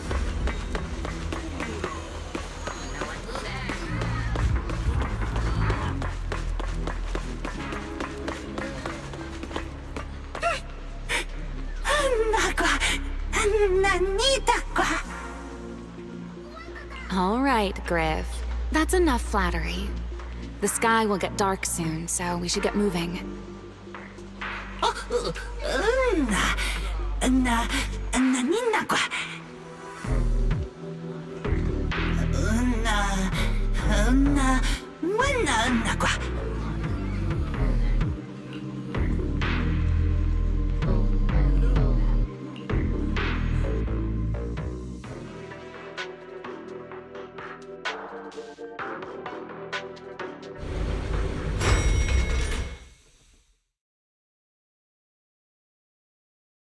Here we are.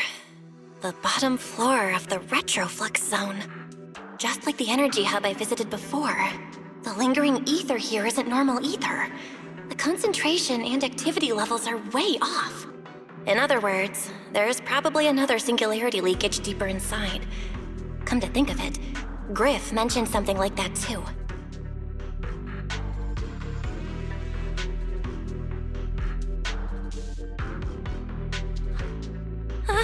Hey, that tickles. Remiel, what are you doing? Why? To bring a certain someone back from her own little world, of course. Now then, Miss Detective, what new clue have you uncovered? Oh my, are you upset? Then how about this? I'll give you a feather as well, and you can try to get me to sneeze too. Then we'll be even Steven. Deal?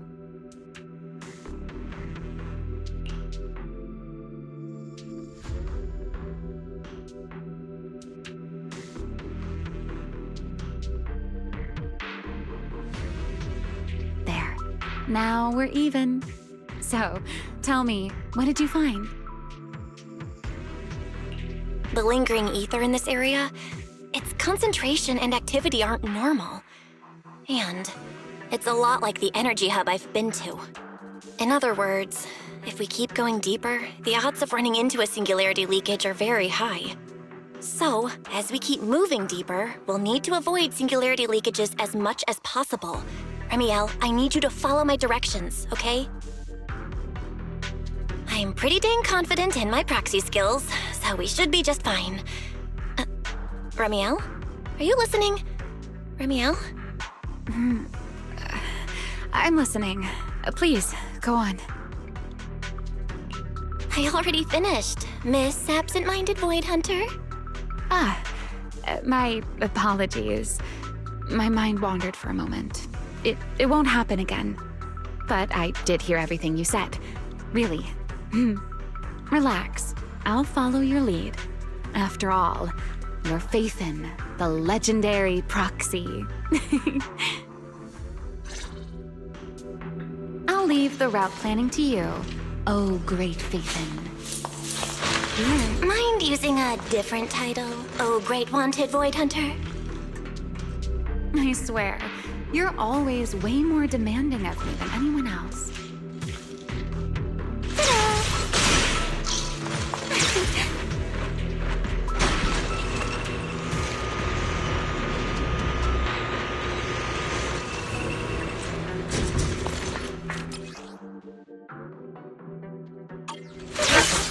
Something's off with these mechs.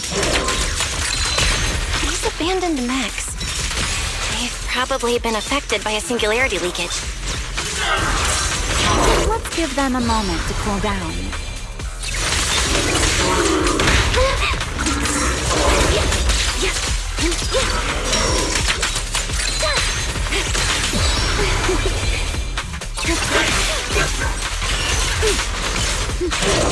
No need to rush.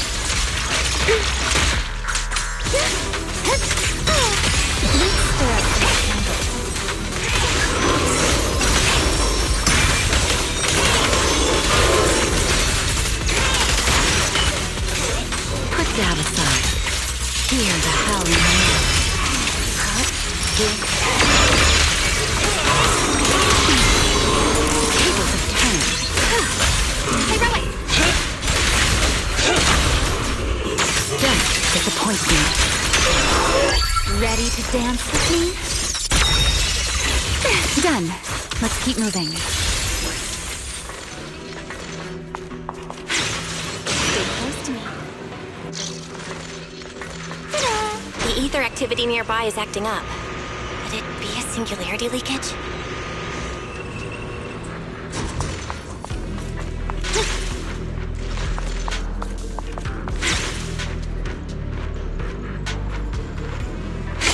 Way more enemies around here than I expected.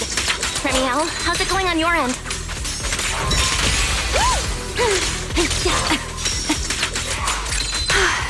These enemies are far too strong. I couldn't possibly defeat them. Abandoned mech beats first generation void hunter. Yeah, that'd make a pretty wild headline. Speaking of which, your combat skills are improving rather slowly, aren't they? Hey, I'm doing pretty good for someone who's always been the brains of the party.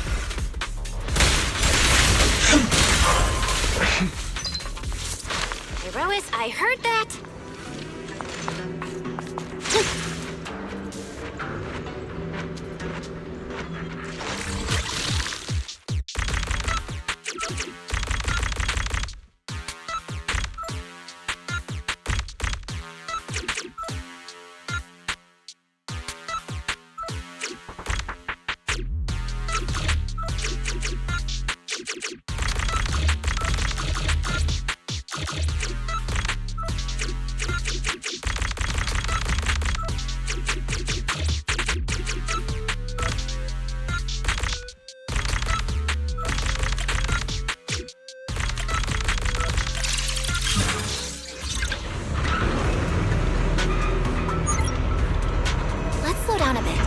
The area's data still hasn't fully synced.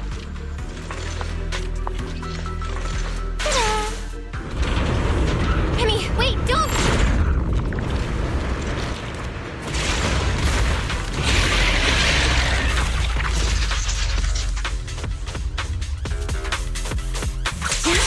Great. We still ended up in a singularity leakage. Since we're here, let's finish this quickly. All right, let's go, Pyrois.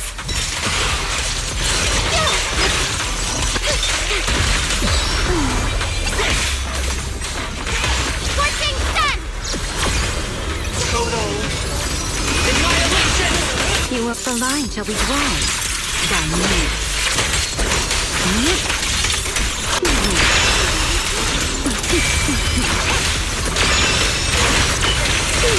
The wind rises.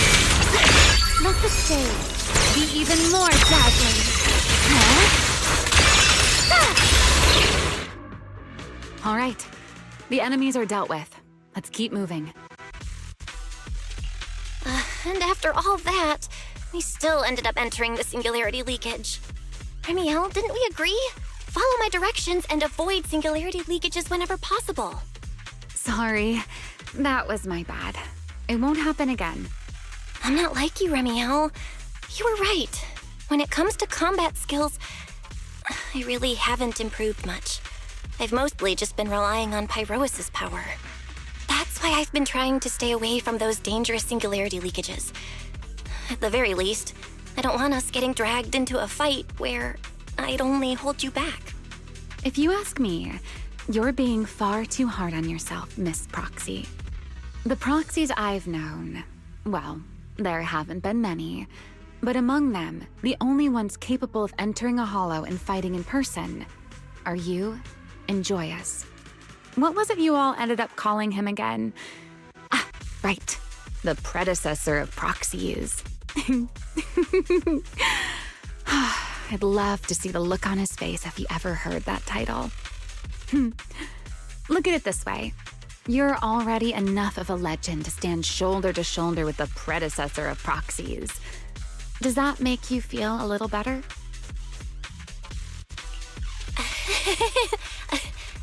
Thanks, Remiel. But putting me on the same level as Mr. Joyous?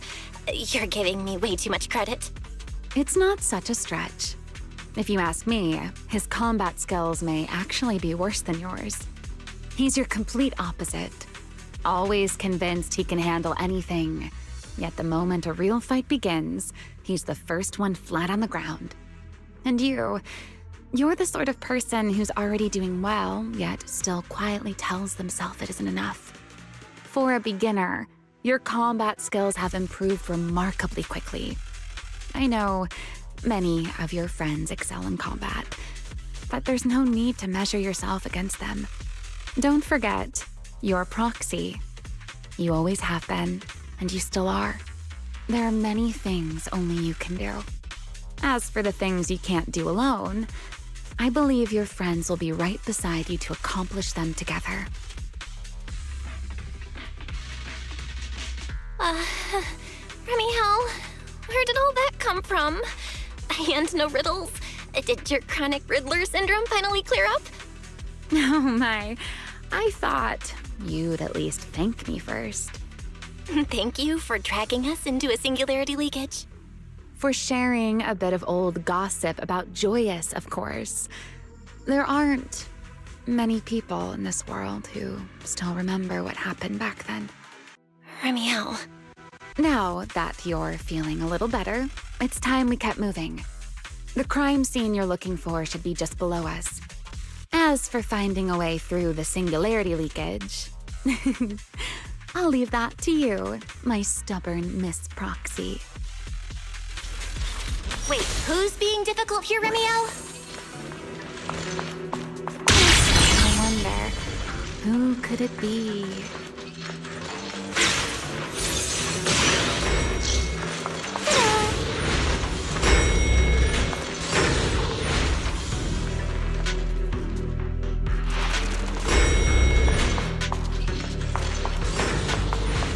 I'll leave the fighting to you, Remiel. As you say, Miss Proxy.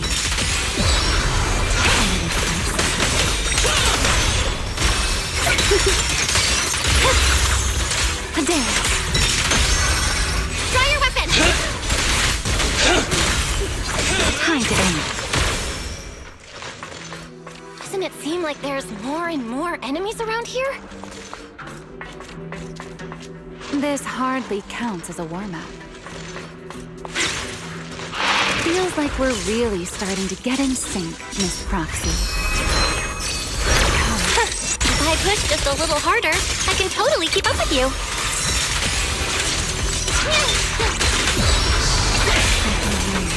Our lasting flame!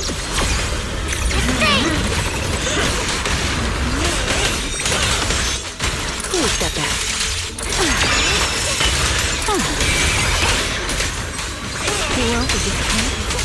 I'll remember. Your fault.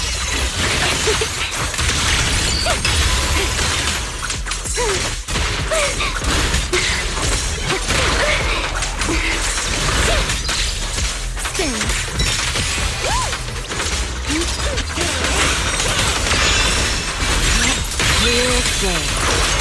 Finally, it's over. Come on, let's keep moving.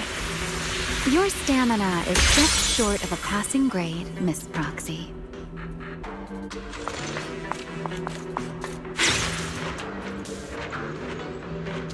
There it is. That's the place from Toby's memory.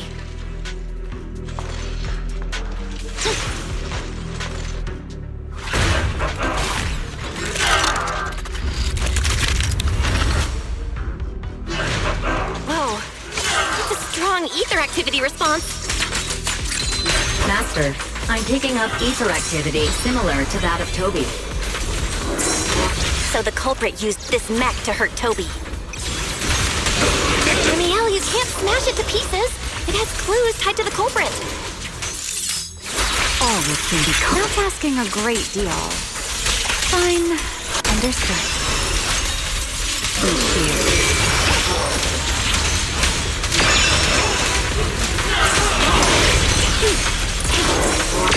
Ready to dance with me?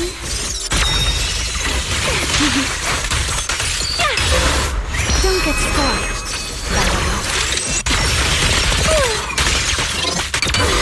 I know exactly why I've chosen to spread my wings.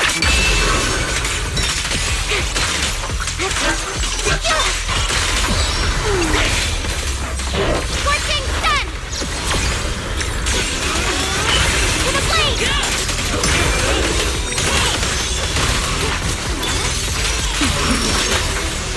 Hey, Rowan!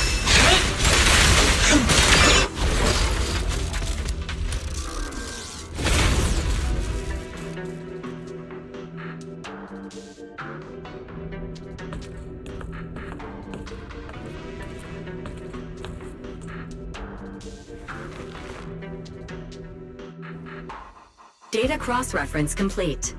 Master, your current location matches Toby's memory record with a 99.73% similarity rate. Site confirmed. Looks like the culprit's long gone by now. Let's check out that weird mech first and see if we can find any clues. Then I'll rest nearby for a bit. Data analysis isn't exactly my specialty, so I'll leave that to you and your AI assistant. Sure, no problem. Leave it to me.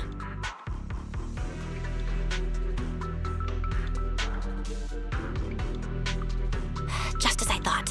The culprit used this mech to implant potent ether into the Bangbu. And there's something else. I'm seeing traces of a virus inside the Bangbu.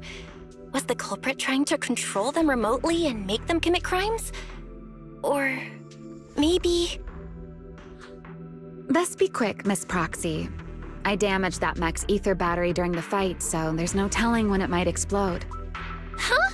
Why didn't you mention that sooner? Wait, what's this? A video? No. It looks like a photo. How is that possible? Why is he here? No, that's not possible. He should have... Serpico? How could Serpico be here? Huh? That image that flashed by just now, what was it? The culprit's face? I feel like I've seen it somewhere before. I'm not sure, but... this mech's data is way too corrupted. Fairy, can you recover that image from earlier? Understood, Master. Locating anomalous image data. Serpico? No, it can't be him. It's just someone who looks like him. I must be seeing things. It's probably because I saw Truvia earlier. That's why Serpico came to mind. I must have mistaken the culprit for him. Yeah, that has to be it. But what if? What if that really is Serpico? You look pale, Miss Proxy. What happened? If we've gathered enough information, let's head back for now. No need to continue analysis here. The culprit is clearly long gone. Miss Proxy? Belle? Are you listening? Oh, I'm fine. Just give me a little bit. I want to confirm something.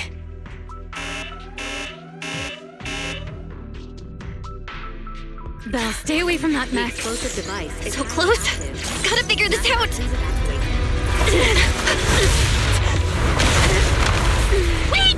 A clue! What did you do? What did you do? You have a death wish or something? Are you trying to get yourself killed?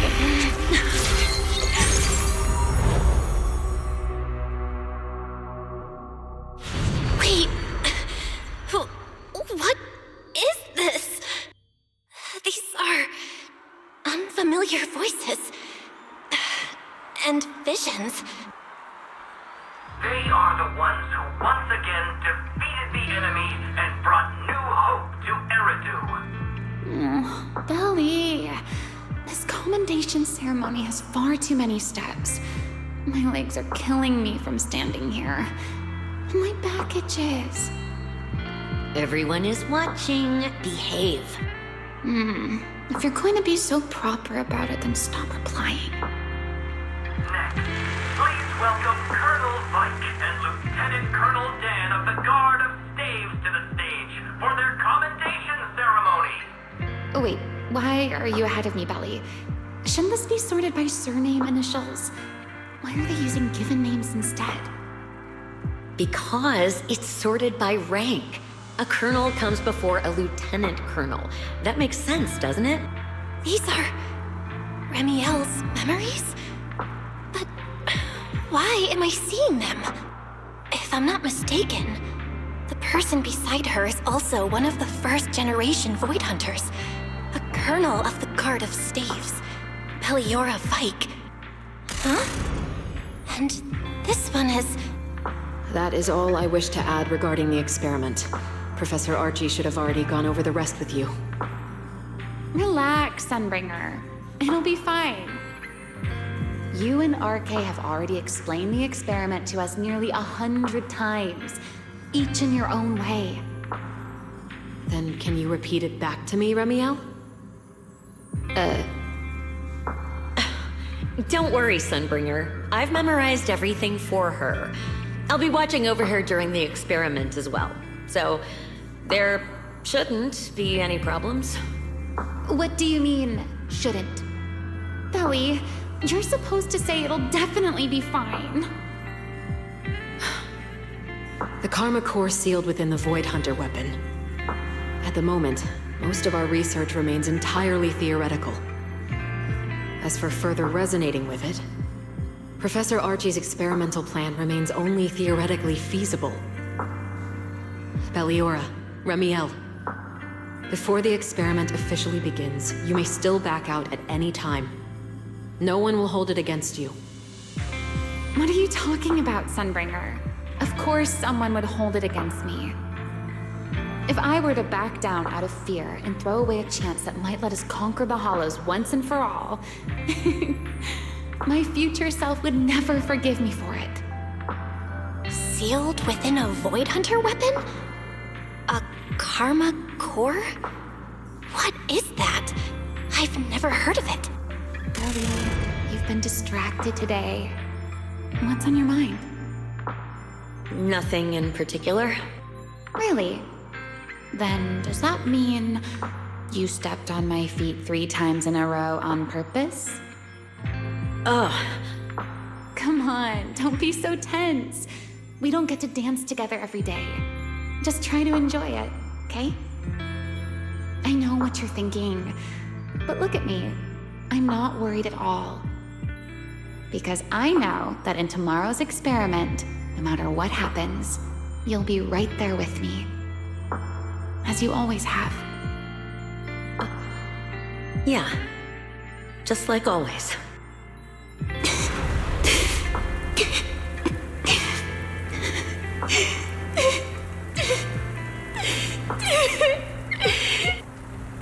I'm sorry. I should have noticed sooner. Good night, Ellie.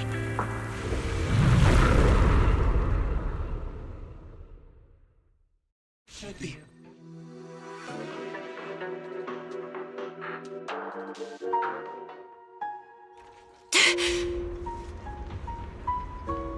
Where am I?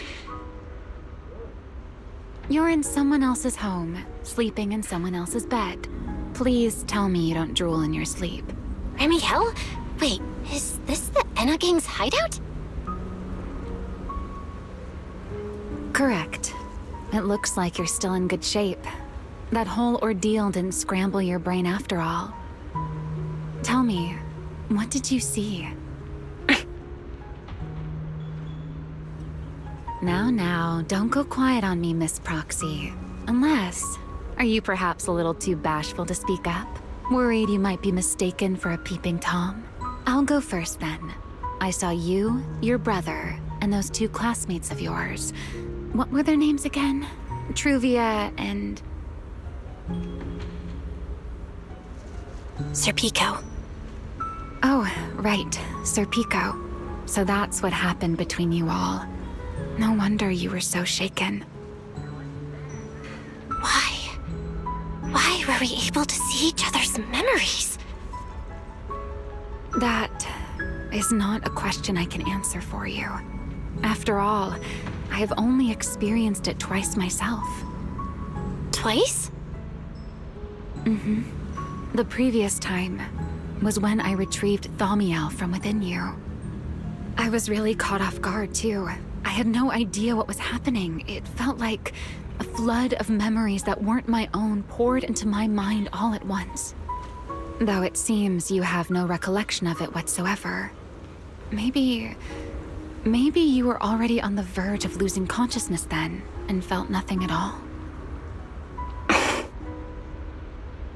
All right. It seems I am the one who'll be mistaken for a voyeur. For the record, I didn't mean to pry. So, can you tell me now? What exactly did you see? I saw you, Colonel Vike, and Lady Sunbringer. You were talking about something called a karma core, and after that... Not long after that, Belly died. I killed her with my own hands. Ramiel. I'm sorry, Belle.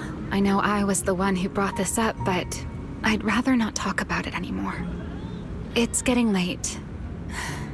You should head back to Amber Hall.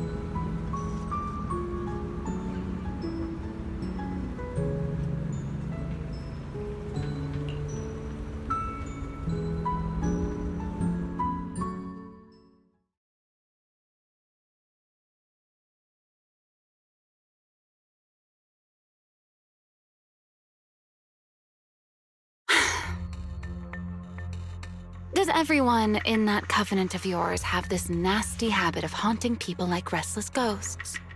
I'm simply concerned about your mental state, Ramiel. Then this is the worst possible time to appear. I can at least pretend you don't exist if you just stay away. Sorry. If you are truly sorry, then disappear. Now. You knew all along that Faithen and I would have that strange resonance, didn't you? I'll take your silence as a yes. Yes. I knew all along that she would have an anomalous resonance with you. The part of you that's already fused with the karma core. But I'm sorry. I did not expect the 2 of you to see fragments of each other's memories because of it. Fine. Since you are being so sincere, I will forgive you this once. So, why did you show up this time? Surely you didn't come all this way just to apologize. After your previous encounter with Eldrada, I'm sure you've realized what the 3 Sunbringers of Rose Califer truly are. Perhaps. I'm not drawing any conclusions here, but I have a fairly good guess. Sunbringer. She always did have a habit of taking things too far. What's your plan then? My plan? Well, how about a short summer vacation here in Rose Califer for now? Ramiel, I'd hate to remind you again, but time is running out. Though, to be honest, I don't think you need to be in such a hurry. I know that storm you foresaw better than you ever will. And I also know when it will arrive. And before it's finally here, let me rest a while longer. In this city in the sky, opportunities like this don't come often, so I just want to take one more good look at the ideal city my old friend poured her life's work into building. And at the final gift she left for this world.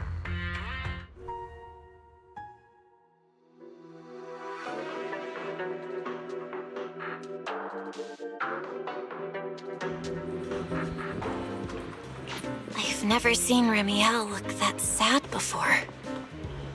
What really happened between Remiel, Colonel Vike, and Lady Sunbringer? Never mind. Now's not the time to get stuck on that. I should head back to Amber Hall and check the data we collected.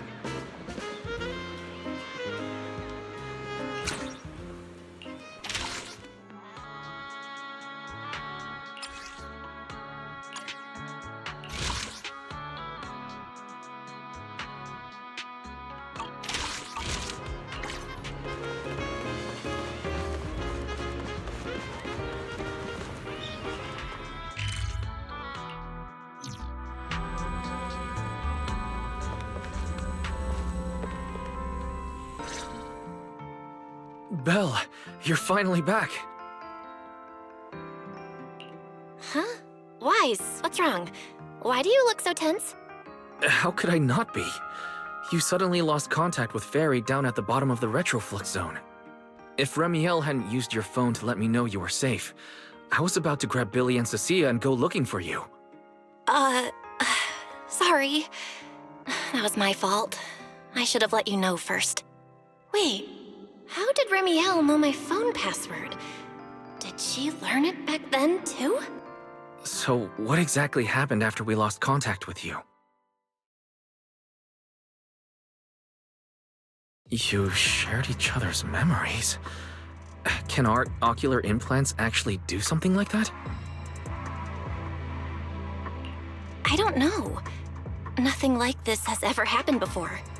But Remiel said she saw something similar when she pulled Thaumiel out of me. I think Thaumiel and my ocular implants must have had some kind of weird reaction or a resonance. True. Thaumiel was there both times. But you've spent quite some time with Remiel before, and nothing like this has happened, right? Yeah, that's true. I feel like there has to be something else besides the ocular implants and Thaumiel. How about we go ask Lady Dracaena the night after tomorrow? She's overseeing our treatment, so she may know more about this. The night after tomorrow? Why then? Lady Dracaena will be hosting a welcome banquet for the guests at the CCD reception hall. We received invitations as well. Lady Draceena's hosting it herself. Does that mean the CCD's singularity leakage issue has already been resolved? Most likely. Otherwise, she wouldn't have scheduled it. I heard there's another welcome banquet happening in Virium at the same time. Lady Linvern and the ESD are hosting it for guests who still haven't been cleared to land in Buastrom. When I went out this afternoon, I ran into Valina and Norma. It looked like they were already heading to Virium to make preparations. So there are still guests stuck in Virium. Do you think that person who looked like Sir Pico could really have been... No, Belle. There's no chance it was him. You know he's already... Yeah. It's all right. I understand. Seeing Truvia again was bound to stir up old memories. But that's all in the past now. Sir Pico, Helios Academy. They're gone. Jeez, Wise. How come you look even more upset than I do? Come on, that's enough doom and gloom for one night. Time for bed. We worked way too hard to fix our sleep schedule. Let's not mess it up again. You're one to talk. Get some rest. And no playing phone games under the covers. Got it? Before bed, Maybe I should take another look at the data from the retroflux zone. If I'm lucky, I might find something that tells me who the culprit really is.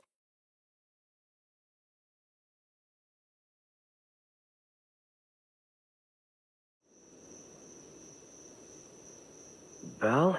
Your light's still on. Are you still working? Belle?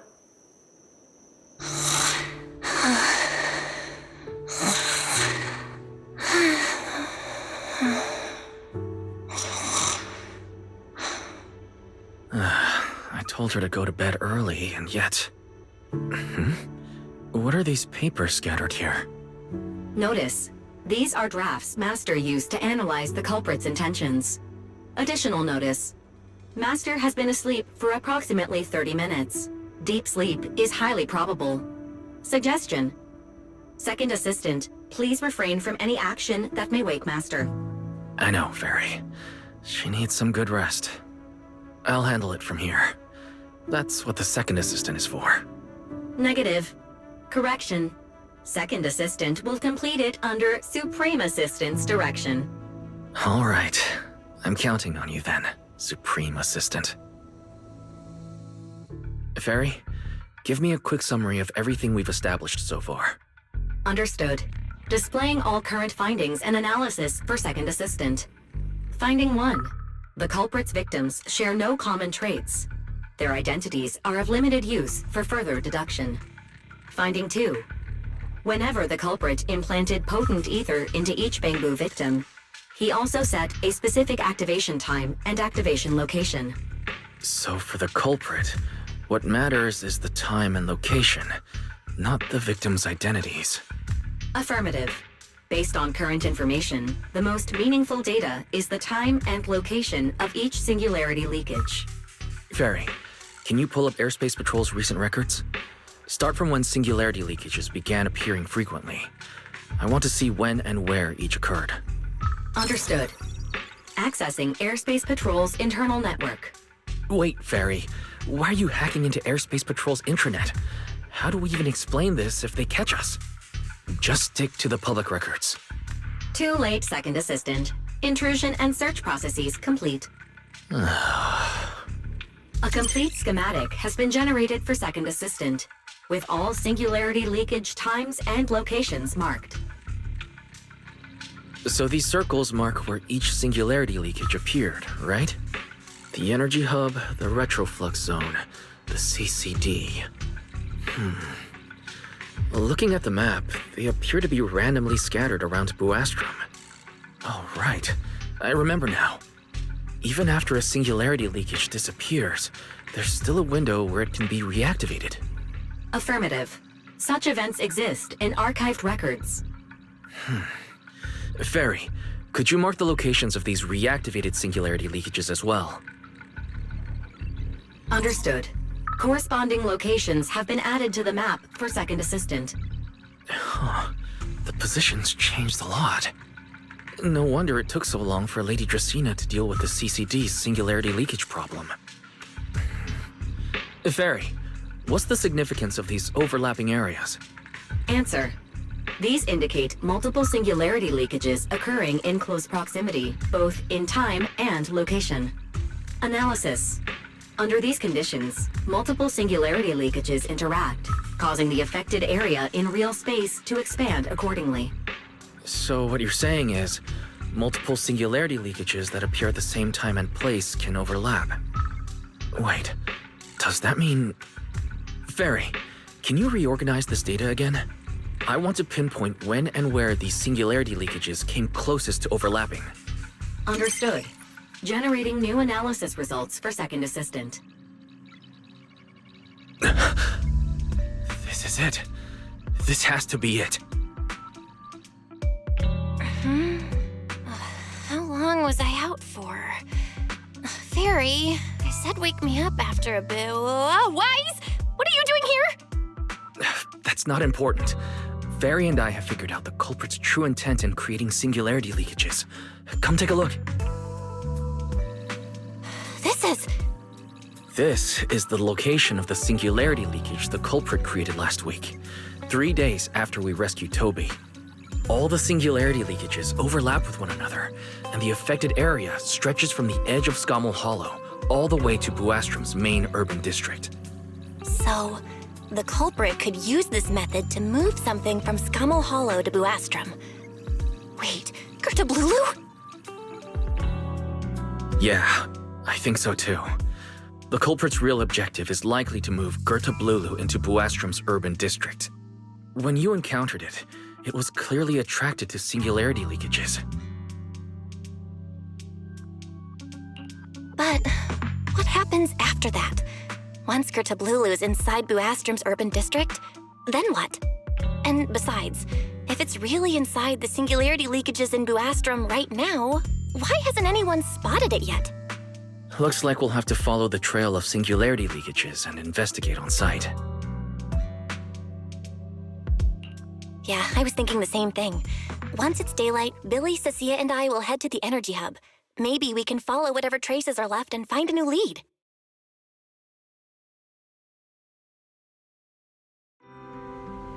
I don't think I slept very well.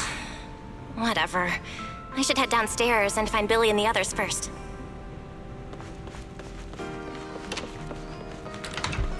Mama! Belle! There you are! Wise already told us everything.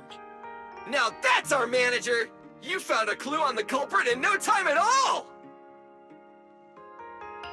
All right, time to investigate the site.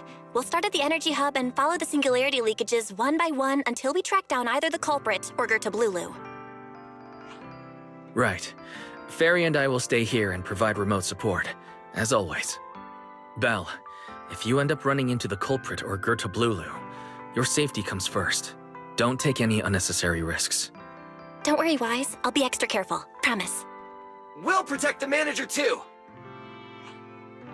Yeah, don't worry, Wise. If anything goes wrong, I'll grab Belle and make a run for it. Oh, sorry, Billy. You're on your own, buddy. No problem! A Starlight Knight always protects their companions until their dying breath! Wow. Seriously?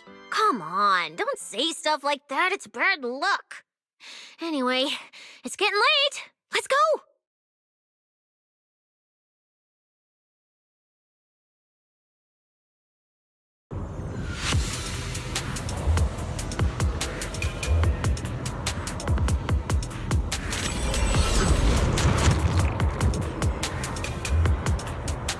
Belle, we're here. Stay sharp. If things go south, just run. Huh? Where are we? Did we end up back in Buastrom? It looks like... an office? This place feels really familiar. Wait, isn't this Lady Dracina's office? Felina brought me here before. Huh? Lady Dracina's office? So Gertablulu came all the way here just to walk straight into a trap? But Lady Dracina never mentioned anything like that. This is so strange. We expected the singularity leakage trail to lead into Buastrom. But why Lady Dracina's office of all places? Wait! Footsteps outside! Hide! Now!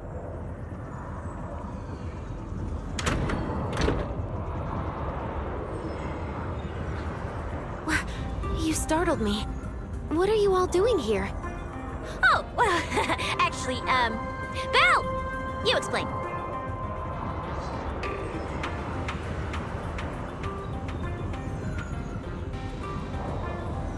I see. A path formed by singularity leakages? I really hadn't considered that possibility before. If your speculation is correct, then Gertablulu is most likely hiding among the singularity leakages in Buastrom right now. And if that's the case, then it all makes sense. Huh? Lady Dracina? Do you have any other clues? Well, you see, a few nights ago, a small singularity leakage appeared near my office. Considering that, together with your deductions, the target of both the culprit and Gertablulu is most likely... Belle, could I ask these two to step outside for a moment? After all, their identities. Huh? It's okay, Lady Dracaena. We're all friends here. There won't be any trouble. I understand, but this concerns Rose Califer's highest level secrets. The fewer people who know, the better. Especially considering who these two are. A new Eridu public security officer and, an unemployed freeloader. An unemployed freeloader is a little harsh, Lady Dracaena. Oh, I get it. It's the kind of top secret stuff where knowing too much means trouble, right? Maybe even getting silenced permanently. Yeah, more or less. It's a bit complicated, so Belle and I will need some time to talk. Cecilia and Billy, you can return to Amber Hall and rest. Once we're done, someone will escort Belle back to you. Right away, no problem, Lady Dracaena. Me and this robot vacuum will disappear right now. We've already stopped listening.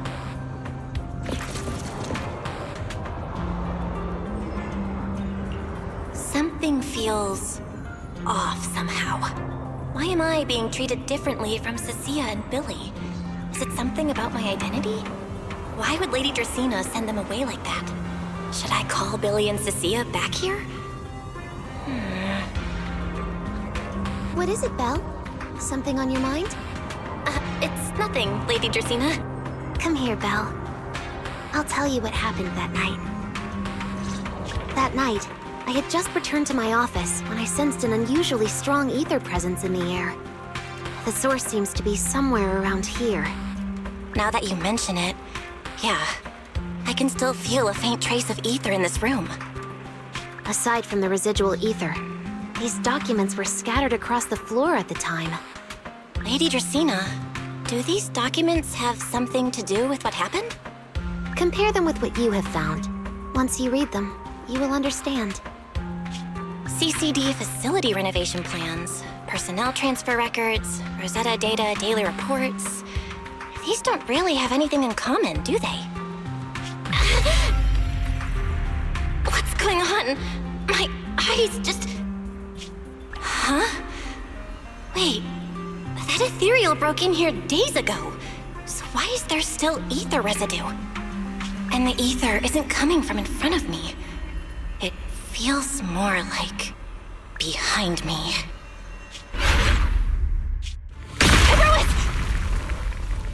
I knew it! You're not Lady Dracaena! What the heck are you? Lady Dracaena, I'm Truvia from High Ambitions Corp. I'm here for our appointment. Truvia, run! Huh? Truvia! No. No, no, no! Move, now!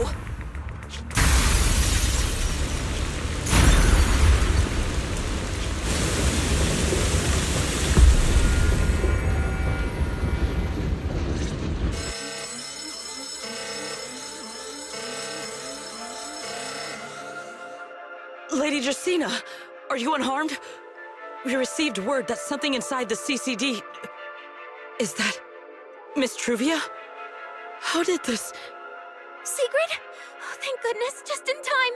Hurry, help me stop the bleeding. Yes, Lady Dracaena. This is my fault. I shouldn't have left her here alone with Belle. Belle? Lady Dracaena, forgive my boldness, but do you mean... Miss Belle gravely wounded Miss Truvia? Yes, that's what happened. What I mean is, I never realized there was such a deep animosity between Belle and Truvia. But I believe Belle must have acted on impulse. She would never do this otherwise. In any case, our first priority is to find Belle and get to the bottom of this. She just fled. Lindvern isn't here, so can I count on you to handle this, Secret? Secret, is something troubling you? My apologies, Lady Dracaena. I will find Belle at once and bring her back to you. Good. I'll leave that to you, Secret. And about tonight?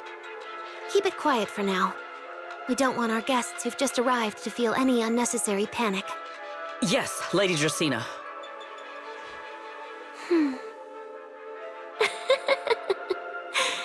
Go, Secret. Go fulfill your duty. Find her, arrest her, and then bring her back to me.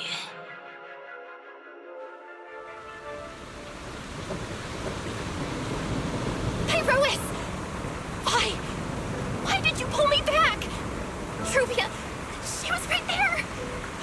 Why wouldn't you let me save her? Because she's beyond saving. Huh?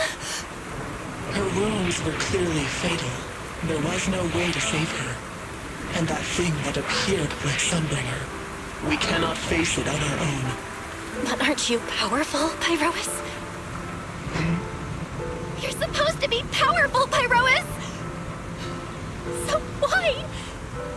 Why didn't you use that power to save her? Are you sure? Do you really want to see the rest of Rose Califer buried alongside your old classmate? Acting on impulse won't save her, and it won't help you either. Take some time to clear your head in the rain before that thing finds you. And then go do what only you can do. What you have to do. Something only I can do. But right now, I can't do anything.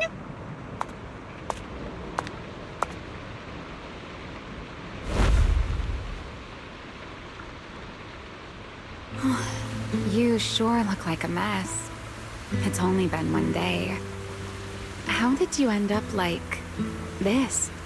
Ramiel, why are you here? The airspace patrol alarms have been going off non-stop. So I had to check, didn't I? They could be looking for their fugitive. So, how did you manage to end up in such a mess? All right. If you don't want to talk, fine. But don't stand out here in the rain, okay? You'll catch a cold. And if you don't want to go home... Oh, right. Amber Hall's already surrounded by the airspace patrol. Going back now would be walking straight into a trap. In that case, why not come to my place for a while? At least I can give you somewhere to sleep. If you don't answer, then I'll take your silence as a yes.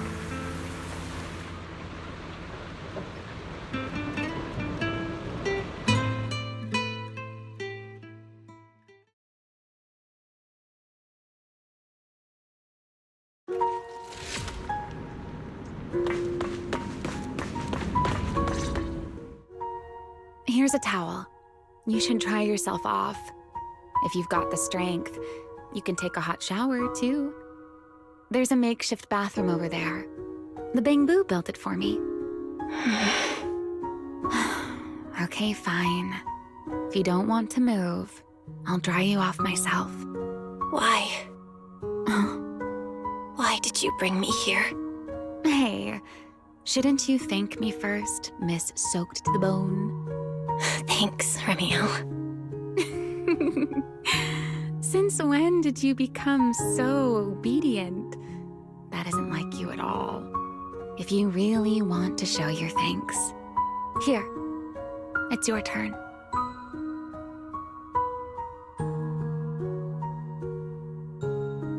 My turn? To do what? Your turn to dry my wings for me, of course. There are spots I can't reach on my own.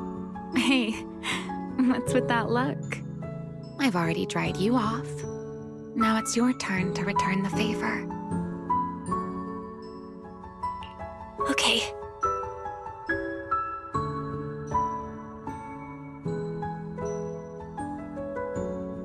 You know, Belle, I've never liked rainy days. The rain always leaves my wings soaked and heavy. Shake as I might, I can never quite dry them. The same goes for taking a shower, though at least I can manage to keep my wings from getting too wet. Wet wings must feel really uncomfortable, right? Yes. Honestly, it's miserable. and such a hassle to manage. A hairdryer is useless. Too hot and I start shedding. Too cold and I catch a chill. But I can't just wait for them to air dry. It takes forever, and I'm way too impatient for that. Besides, it leaves this strange smell that I can never wash out. So, the best solution is a slow towel dry like this. But with wings this large, there are always spots I can't reach. Before, if I got caught in the rain, I'd sneak onto Belly's bed and roll around, drying my wings on her sheets. Huh? Wait, hold up. How on earth could you just barge into someone else's bed? Wouldn't she be furious? It was fine as long as I didn't get caught. Though, of course, whenever Belly did notice me, she was absolutely furious. And no matter how angry she was, in the end, she'd always do just what you're doing now. Slowly drying the spots that were still damp. Belle, do you know what New Eridu's records say about what became of Belly and me? I remember something about an operation called the Day of Silence. You and Colonel Vike were involved in an accident, and then both died in the line of duty. Yes, died in the line of duty. Such a noble, dignified phrase. Though, in a sense, it isn't entirely wrong. After all, for us Void Hunters, our first and only duty was to suppress the Karma Core inside our weapons. The Karma Core? Inside the Void Hunter's weapons? That's right. Remember the Enchainer I mentioned before? What truly sets them apart from ordinary ethereals is a special core known as a Karma Core, found only within an Enchainer. According to RK, a Karma Core differs from an ordinary ether core. It doesn't form naturally. It is something made directly by the Creator. The Creator made the Karma Cores, a power capable of rewriting the laws within Hollows, and used them as the cores to create the Enchainers of the Great Hollows. That's the gist of it, at least. Back then, after a long and bitter struggle, we finally were able to bring down one of the Enchainers. But the Karma Core itself could not be destroyed.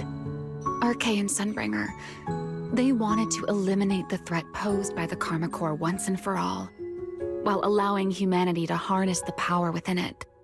In the end, they found a way to seal the Karma Core within Porceloy. And from that, they forged the Void Hunter weapons. So, the power inside Void Hunter weapons actually comes from the Creator? Yes, which is exactly why there are so many side effects. At the time, we were naive enough to believe that if we could truly master that power, humanity might finally overcome the Hollows once and for all. So, when RK and Sunbringer proposed the plan, we never doubted it for a moment. Lady Sunbringer and Professor RK's plan? Yes. Project Sunseeker. I'll never forget that accursed name for as long as I live. Simply put, it was an experiment that used vast quantities of porceloy as a medium to partially fuse us Void Hunters with the Karma Core sealed within our weapons. They fused you with a Karma Core? Then that means... It meant we'd become artificial enchainers. No more enduring the costs of wielding Void Hunter weapons, and perhaps even achieving a stronger form to defend New Eridu. Looking back, I can hardly believe I fell for RK's lies so easily. So, it was in that experiment when you and Colonel Vike... Yes. Belly and I were the final participants. Or rather, the final test subjects. Looking back, I wonder if Belly already knew the truth behind RK and Sunbringer's plan. Otherwise, she probably wouldn't have insisted on coming along. She's never been one to enjoy the spotlight. If only I'd realized what she was thinking sooner. Ramiel. RK was extremely meticulous, always laying out careful, detailed plans. So, I can't say if the Karma Core losing control during the experiment was truly an accident, or if it was his cleverly disguised plan all along. But whatever the truth, it ended with the Karma Core spiraling out of control and Belly becoming a new enchainer. As for me, I partially fused with the Karma Core inside Damiel, becoming what I am now. A monster. Half human, half enchainer. Maybe, deep down, I'm just not ready to give up my life so easily. In the final moment, Thamiel's power of controlling temporal patterns froze me in a state of near suspended animation. I didn't fully awaken from the seal in Persena's Hollow until about a year ago. The power of temporal patterns. Right. Remember my feathers? The ones that can pin you in place. That's an example. The Karma Core sealed within Thamiel holds the power to halt the flow of time. And because I partially fused with the Karma Core, even without Thamiel, I can replicate a similar effect on a smaller scale. But that little bit of power isn't nearly enough to take on those 3 Sunbringers. That's why I had to reclaim Thamiel. Even if it accelerates my path to becoming an enchainer, I still have to...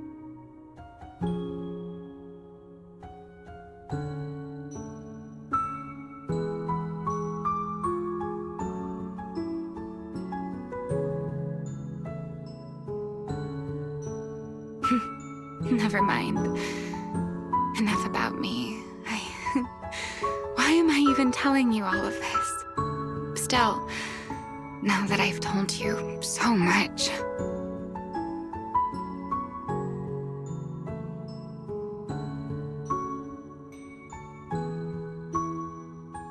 It's your turn.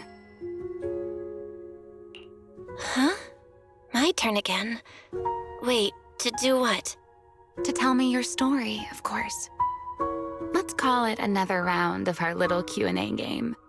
You didn't actually ask, but I had a feeling you'd want to know. So I went ahead and answered anyway.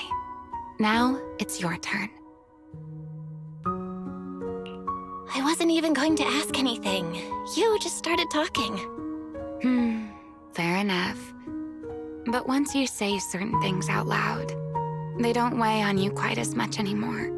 Or perhaps you'd like a little help getting started? Let me think. Serpico and Truvia. They transferred to Helios not long after Wise and I started there. They came from a prominent background. They were the adopted children of Masyant, the head of High Ambitions Corp. On top of that, they were excellent students. It didn't take long for them to become the talk of the academy. We were all studying under Miss Carroll at the time, and before long, we became close friends. Back then, we were full of big dreams. We wanted to fully understand the Hollows, maybe even conquer all 6 Great Hollows, or as our teachers like to put it, seize the sun called Helios. Later, because the 4 of us had the top grades, we became the only 4 people ever to have smart ocular implants. Then, during a performance test for the implants, I lost control. Serpico, he died because of me. When I finally woke up in the hospital, I learned that Truvia had been taken away by people from High Ambitions the day after the incident. The next time I saw her was during the fall of the old capital. She was with one of High Ambitions' rescue teams. To be honest, I never imagined we'd meet again like that. Wise and I were both badly injured at the time, but we still wanted to go back to the ruins of Helios, and save as many people as we could. We begged Truvia for High Ambitions' help.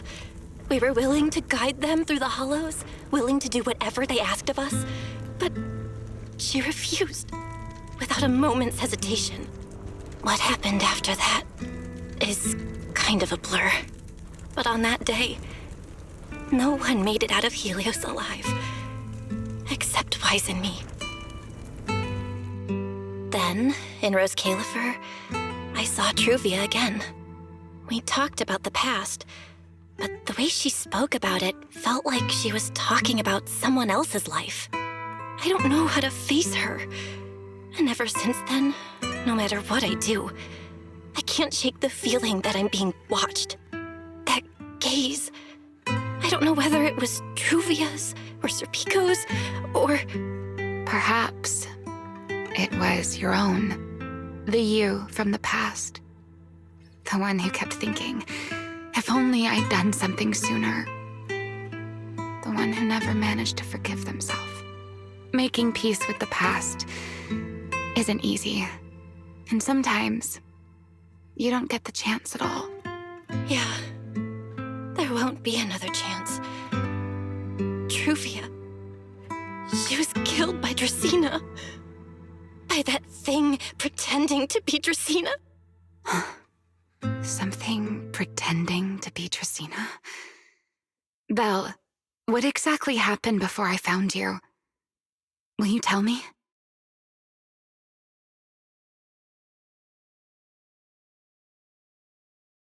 I see. So that means Dracena, the youngest of the Sunbringers, had already... No. Judging from the timeline and the outcome, perhaps not yet.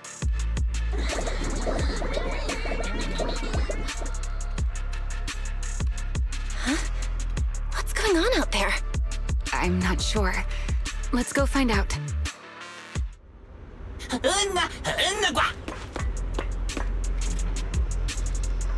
Forgive me, but I cannot obey. Is that secret?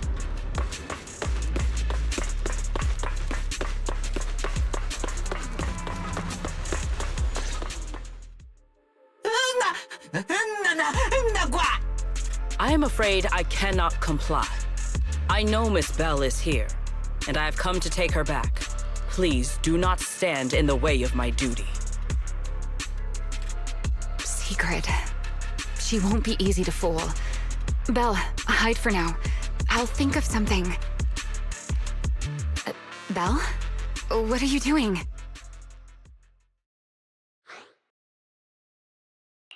Sigrid, leave them out of this. I'm right here. Thank you for your understanding and cooperation, Miss Belle. But... I'm sorry. I can't go back with you.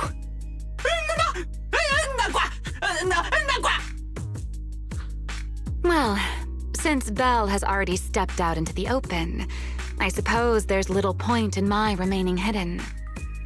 This would be our first proper face-to-face meeting, would it not? Deputy Director of Airspace Patrol. Remiel. Now that is an unexpected development. Miss Belle, Lady Dracena has ordered a search for you. But our only aim is to uncover the truth of what happened inside the CCD.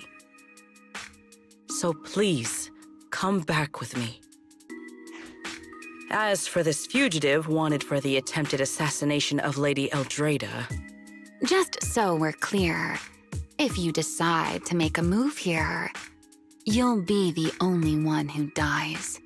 How can you be so sure before you actually try? I don't mind getting my hands dirty. I am a fugitive after all. Hardly a saint to begin with. But Are you really willing to die like this? As a puppet controlled by that monster without ever learning the truth? Then speak plainly. I have no patience for riddles. Very well. You really do take all the fun out of it, don't you? Then I'll tell you outright. The Sunbringer inside the CCD was Gerta Blulu in disguise. What did you say? Huh? I expected that reaction from Sigrid, but you too, Belle? I thought you'd figured it out already. How did you even come to that conclusion? I know it definitely wasn't Lady Dracaena, but Gerta Blulu? There's no way. That is quite a story you've come up with, Remiel. Oh? I was expecting something more along the lines of, "How dare you slander Lady Dracaena?" followed by you charging straight at me with your spear. I was quite prepared for that. Or could it be you've suspected all along that the Sunbringer at the CCD might not be the real one? What makes you so certain that it was Gerta Blulu? Intuition, perhaps? Of course, there was also my trust in Belle, and a little reasoning. According to Belle's account, they followed the trail of singularity leakage through the energy hub, yet somehow ended up in Draceena's office. Then the false Dracaena showed up, sent Billy and Cecilia away, began mutating into an ethereal, and attempted to silence Belle for good. That's when Truvia arrived. She saw through the imposter's disguise too, and became her first target. After that, Sigrid, Dracaena ordered you to bring Belle back to the CCD and uncover the truth. Have I got that right? Yeah. Sigrid, I know it's hard to believe, but that's what I saw with my own eyes. I did receive orders from Lady Dracaena. But what does that prove? Let's put it this way, Sigrid. Before you arrived, based solely on Belle's description, I assumed Lady Draceena's karma core had gone out of control and turned her into an enchainer. But from what we've seen before, if that were the case, there is no way she could have retained her human consciousness, much less continued issuing orders to you. With that possibility ruled out, and considering Belle's discovery of the singularity leakages, along with the recent appearance of multiple enchainer larvae, it is entirely possible that either Gerta Blulu or Bashmu entered the CCD through the singularity leakage, and, through the karma core, became partially fused with Dracaena. How could that even be possible? It seems you have at least a basic understanding of enchainers and karma cores. Good. That saves me a fair bit of explanation. I can't say how Sunbringer managed it, but the most likely explanation is that she divided her karma core into 3 parts and entrusted them to the 3 ladies we see today. That would also explain why Gerta Blulu and Bashmu appeared at roughly the same time. Then again, there may be a 3rd enchainer larva out there that we simply haven't discovered yet. As for why I don't think it was Bashmu, well, that's the easy part. Bashmu is enormous. Had it appeared in Buastrum, it couldn't possibly have gone unnoticed. So, either it was Gerta Blulu, or a 3rd enchainer larva we haven't discovered yet. It attacked Lady Dracaena, and it succeeded. Just not completely. Otherwise, there would have been no reason to keep impersonating her. If I had to compare it to something, it would be like, 2 people fighting over the same controller. Draceena's consciousness and Gerta Blulu's consciousness coexist in the same body, competing for control of both the body and the karma core. Judging by the current situation, it seems Gerta Blulu has the upper hand. That is still nothing more than speculation. And if Miss Belle deceived you, then none of your conclusions would hold. It's true. I have no way of proving that I wasn't lying. It's all right, Belle. I believe you, and I believe everything you've told me. Remember the rules of our little Q&A game. You don't have to tell the whole truth, but no one is allowed to lie. And besides, Sigrid, you've heard us out this much already. I'd say that means there's still room for us to talk. Wouldn't you agree? What is it you want to talk about? Why, how to get that poor little Sunbringer out of her current predicament, of course. So, interested? There's too many eyes out here. We should speak inside.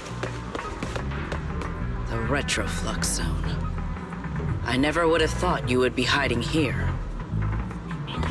Oh? And here I thought you would let me go on purpose.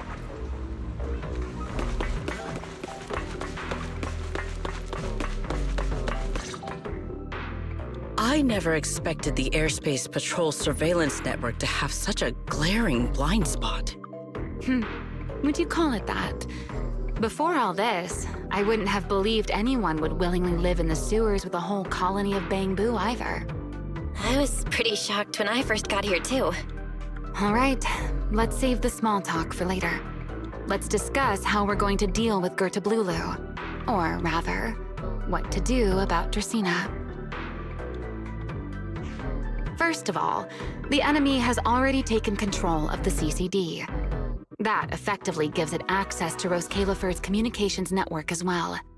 In other words, we can't communicate with anyone through electronic means right now. If we do, it'll notice us almost immediately. Lady Dracaena did give orders to keep a close watch on any unusual communication signals within the island. See? The enemy is already starting to show the cloven hoof. No offense to horse tyrants, of course. Go on. Dealing with it wouldn't actually be difficult. The real problem is how to do it quietly. Even I can't be sure I could bring it down in a single strike. None of us knows how deeply it has fused with the Karma Core. If we act rashly, worst case, everyone in Roskalefer ends up witnessing Lady Dracaena turn into an ethereal. And by then, even if we manage to save Dracaena, to Roskalefer, all we've really done is save a monster that could turn into an ethereal at any moment. I never thought you cared about Roskalefer's order and stability. Why wouldn't I? This is the utopia my friend built with her own hands.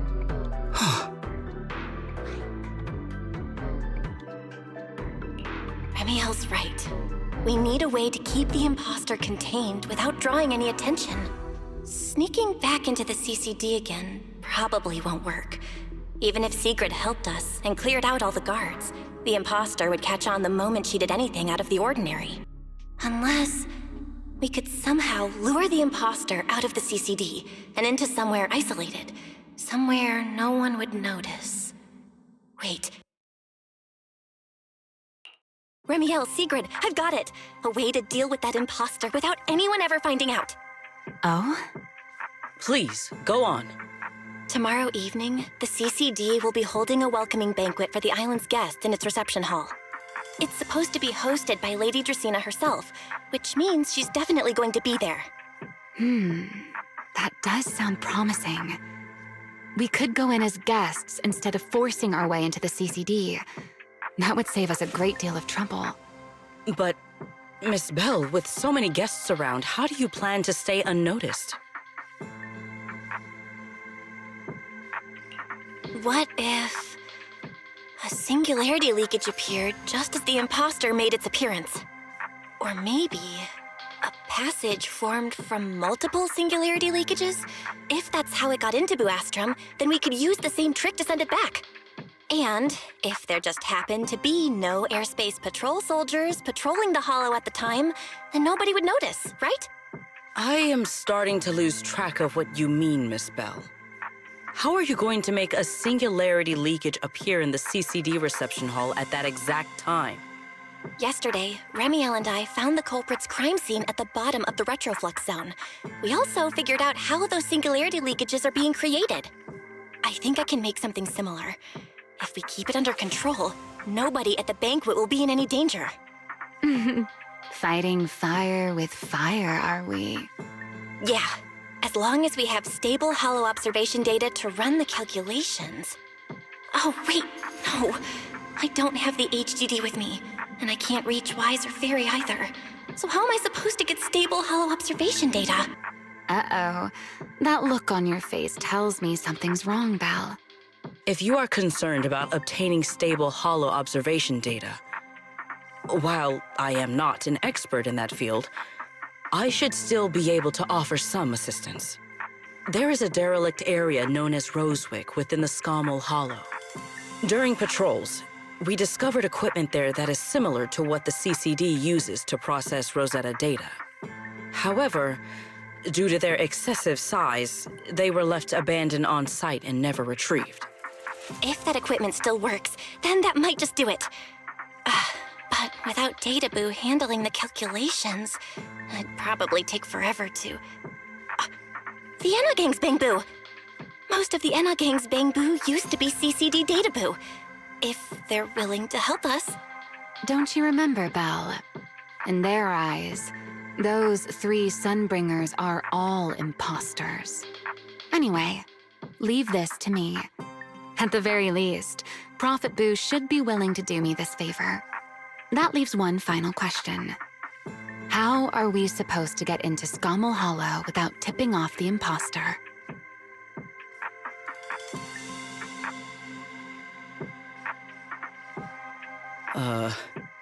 Why are you both suddenly looking at me like that? Oh, nothing. I simply thought a certain Airspace Patrol Deputy Director might be able to get us into Scommel Hollow.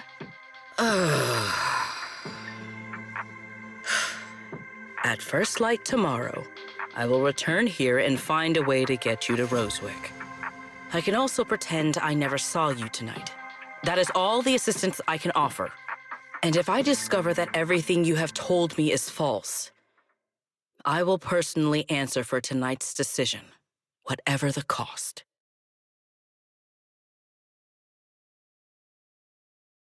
Before I leave, there is one final matter I would like to confirm with you, Remiel. Mm-hmm. You once attempted to assassinate Lady Eldrada. Why, then, are you going to such lengths to save Lady Dracena? Because none of them are the Sunbringer I'm looking for. To me, they're no different from this city in the sky. They're all gifts Sunbringer left behind for the world. I simply don't want to stand by and watch the things my friend cherished be destroyed by monsters from who knows where.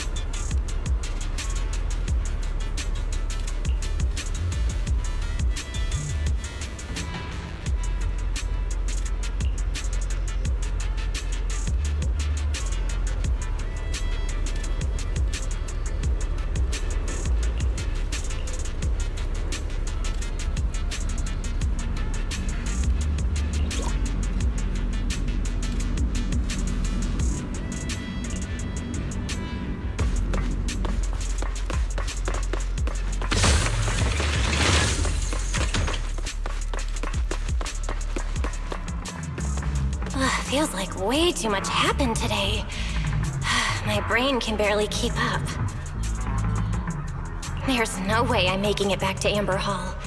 I guess I'll just have to stay here for the night. I hope Wise and the others won't worry.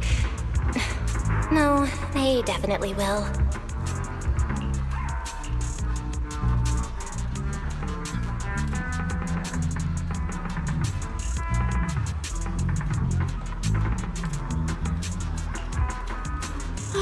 Secret's here so early.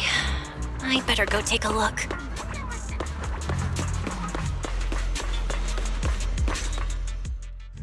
Good morning. I have secured a carrot for the Rosewick area. As promised, I will escort you there. How do you intend to get us there? Surely not under the pretense of transporting newly captured fugitives. Of course not. I brought this. That pause was too suspicious. She must have actually considered taking us there as prisoners. So, what's inside? Costumes and props. They should allow you to accompany me openly into Scommel Hollow. I see. Airspace Patrol uniforms. Not a bad idea. Right. If we're disguised as Airspace Patrol soldiers accompanying you in the Hollow, this could work. Thanks, Secret. Yes. That is the plan. In any case, please hurry and change. Time is short. We must depart as soon as possible.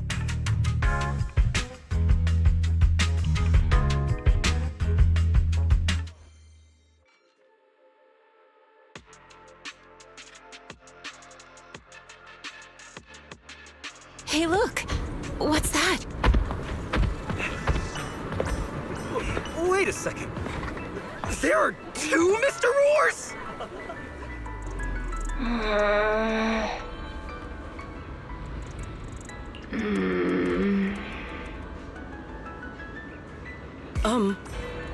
Is something the matter? Why have you fallen silent? Is the size incorrect? It's, not just the size. Though the size is certainly part of the problem. Secret, are you serious?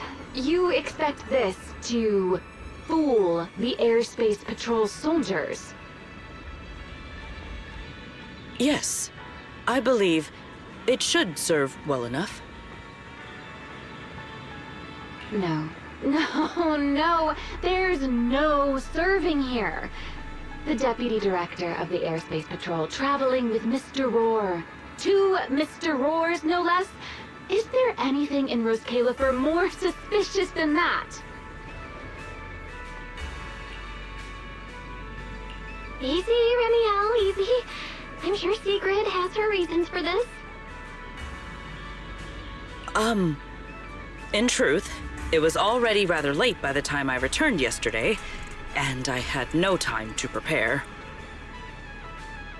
As luck would have it, one of our squad members found a Mr. Roar mascot suit near Beckford Street during yesterday's routine patrol, so I brought it with me. Beckford Street? Remiel, is this the one you left there the day before yesterday? Oh? So you are fond of Mr. Roar too, Remiel? I am not. How did you even arrive at that conclusion? Wait.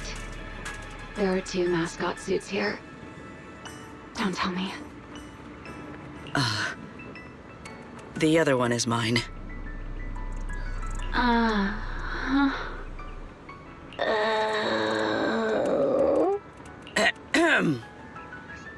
In any case, once we enter the outpost, I ask that you both cooperate and play your parts as Mr. Roar properly.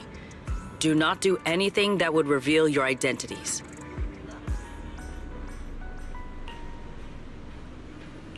Okay, Deputy Director Sigrid. From now on, we're the Roar Twins! Rawr! seem rather pleased with yourself. Stay in character, Remiel. Every sentence Mr. Rohr says must end with "Rawr!" Understood, Deputy Director Sigrid. Roar! Very well. Since you are both prepared, let us move out.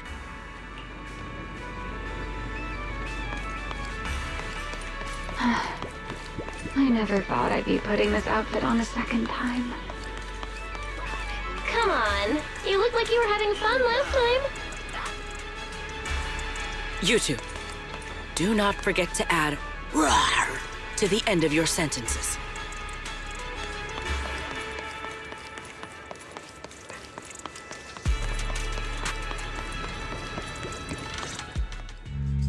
Good morning, Lady Sigrid! Up and about early as always, huh? They are? Mr. Rohr.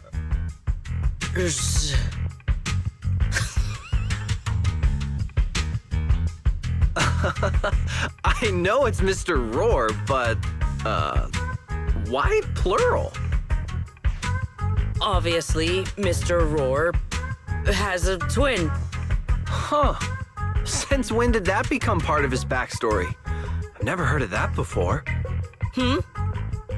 Did you really think Rose Califer's massive pancake demand could be handled by a single Mr. Rohr? Mr. Rohrs, please tell my subordinate the truth.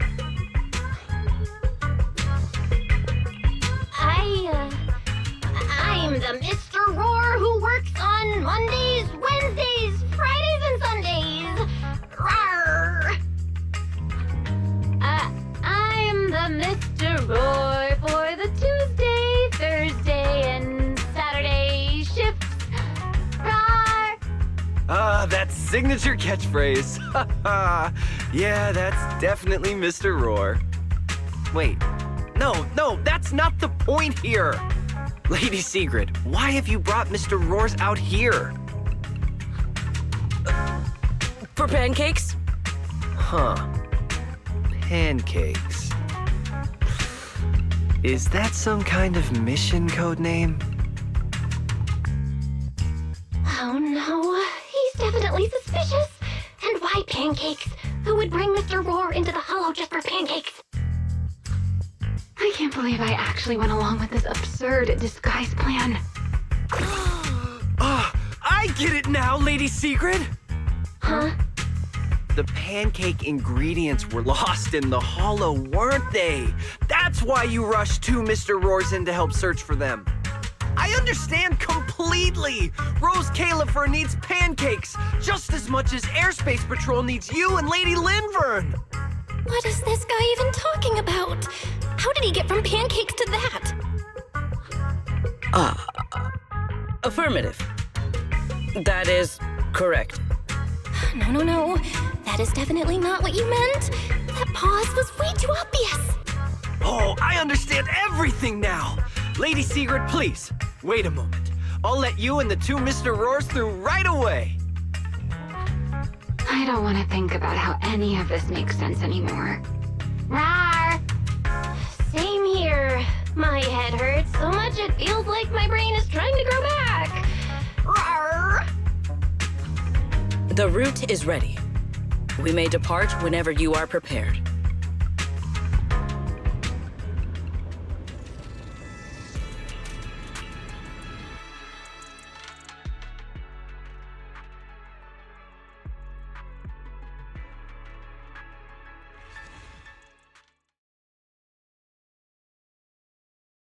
All right.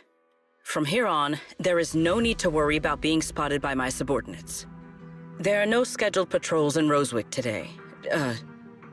What are you two doing? Finally got this headpiece off. Oh, I was about to suffocate in there. See? I told you. This costume is way too tight and stuffy. Getting stuck in it the other day was definitely not my fault. It's not very polite to stare, Miss Deputy Director. Or is there something on my face? No, nothing like that. I merely thought you seemed somewhat more lively than I had expected. You are quite different from the Remiel described in the records of the first-generation Void Hunters. Let me guess. In those records, we all come across as rather stern and proper, don't we? Well, I suppose that can't be helped. We were Void Hunters, after all. We had to look the part, especially the sort of Void Hunter people expected to see. The head of the Hoshimi family gets lost at the drop of a hat. Sunbringer is a bit socially awkward. And Joyous spends every other day nursing a hangover. You wouldn't expect any of that to make it into the official records, would you? Indeed. But that was who they really were. Nothing like the people described in those records. What about you, Remiel? What's the real you like? The real me? Isn't she standing right in front of you already? Knew it. I figured you'd say that. Oh my, then we really are in sync. But let's save the gossip for later, shall we? Don't forget why we came here. Yes. The central district of Rosewick is just ahead. The device we are looking for should be there. Okay, let's keep moving. Let us pass through this tunnel first. Rosewick should be just ahead.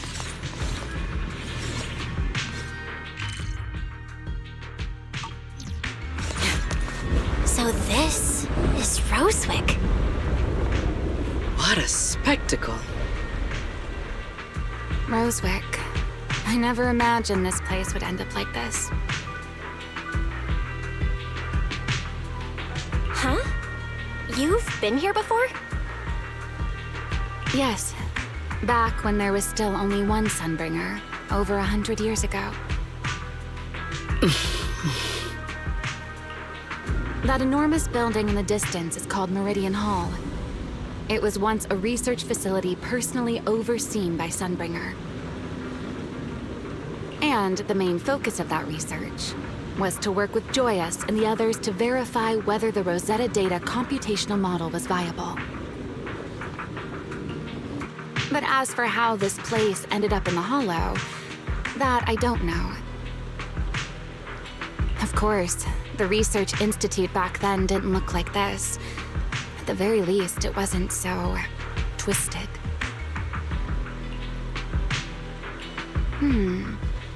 It should be fine.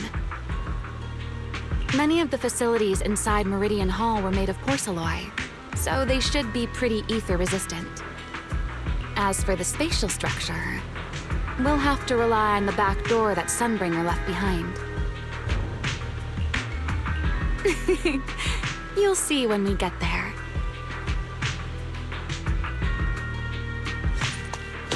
Time to shine, my partner in crime. Miss Bell, did you ride along the tracks like this last time as well? Oh. Sorry, Secret. Yeah. What is that glowing over there? Well now, I never expected it would still be right where I left it. Up we go.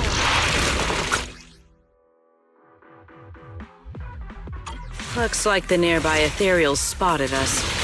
They are starting to gather.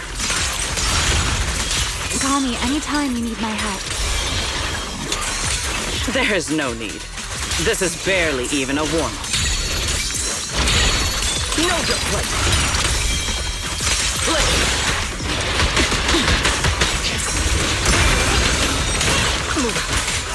Watch out for a surprise attack.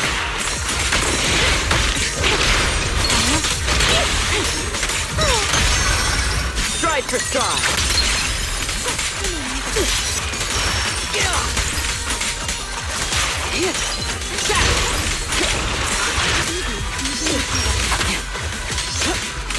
With one strike,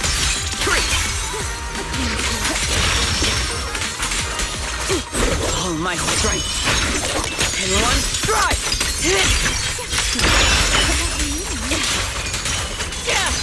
Even the force trembles.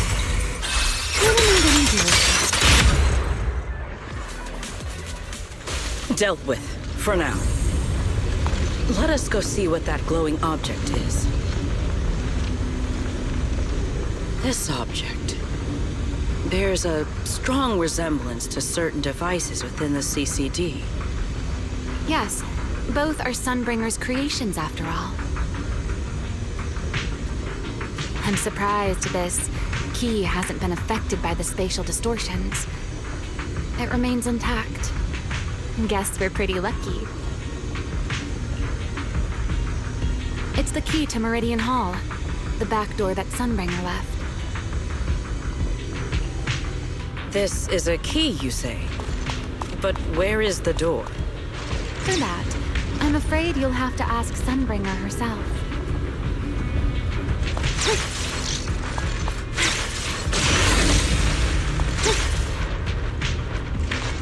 Aside from Meridian Hall, most of the buildings here were residences and other facilities prepared for the researchers who worked here. In other words, even if they were swallowed by the Hollow, it wouldn't matter. There was nothing important inside them to begin with. But Meridian Hall is different. The prototype used to verify Rosetta data is stored inside. Sunbringer, she always believed these instruments might still serve a purpose someday. So she designed a dedicated emergency restoration system for the entirety of Meridian Hall. That's the back door I mentioned. Once activated, it will rapidly restore the space both inside and outside to the default state recorded when the device was configured, allowing people to enter and leave. Hold your horses there, my impatient friend. Let me finish first. There's actually 2 parts to this key, and we need both to enter. Back then, Sunbringer gave each of us Void Hunters a copy of the key, just in case the unexpected happened. But, you know me. I thought it was quite troublesome, so, well, I simply hid both pieces of the key she gave me somewhere nearby. I mean, people hide spare keys under doormats or in flower pots all the time, right? At least it worked out, right? If I had taken it with me back then, we'd be at a loss now. As for the other part of the key,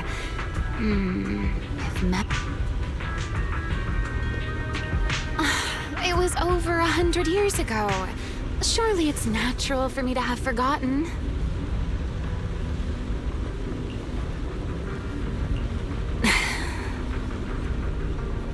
You sure are sharp. But careful there, Detective Bell. Or someone may just turn you into a static background asset with all RGB values set to 255. You two, let us cut the chatter. Since this part is still here, it stands to reason that the nearby spatial structure has not changed too drastically. Let us check the high ground nearby first. Perhaps we will find other clues. Okay, but before that, let's put this part of the key into the device.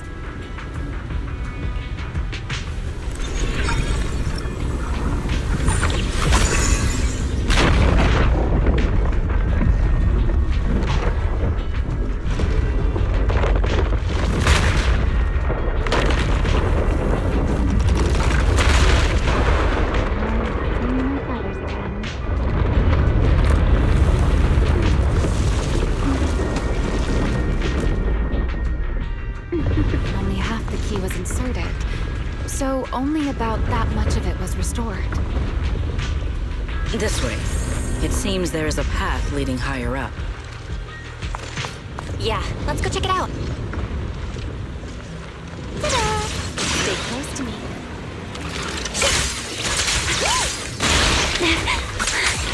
Here's the time you still have to feel regret.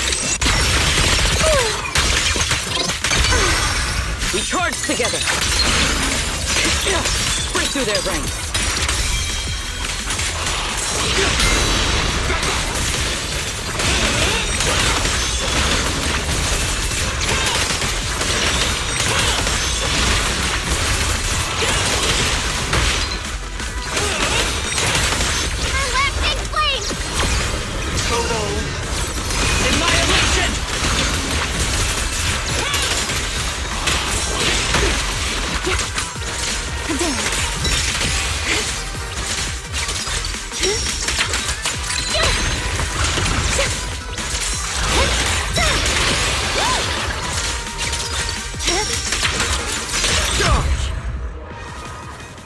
I'm here.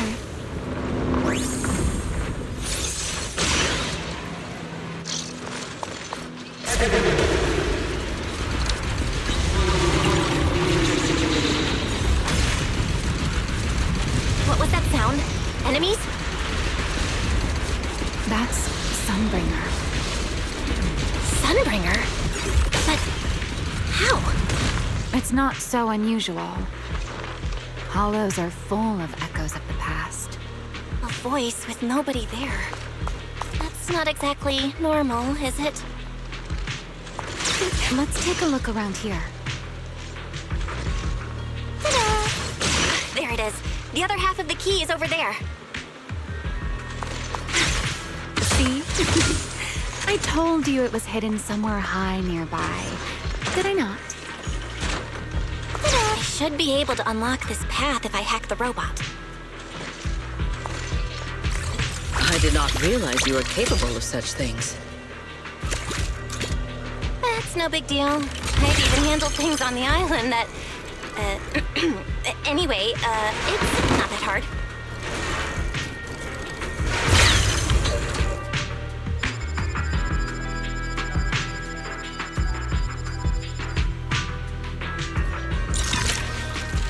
Done. Let's keep going. Looks like we'll have to go around. I seem to remember a very beautiful spot ahead. You can see the entire Meridian Hall from up the side.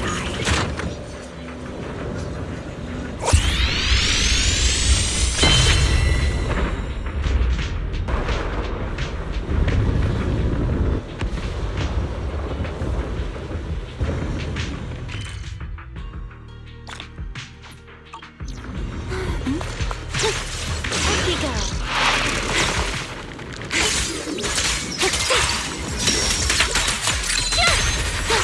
Let's stir up some trouble. Yeah! Victory!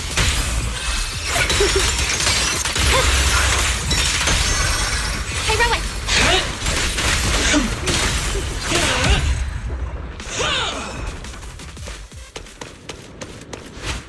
Let's hack the drone and open the path.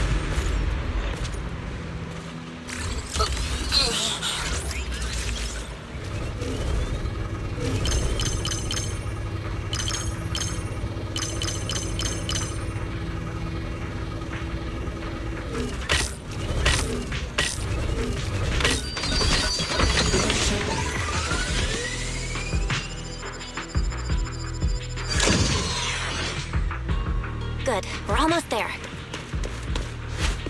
That's quite the motion. The experiment.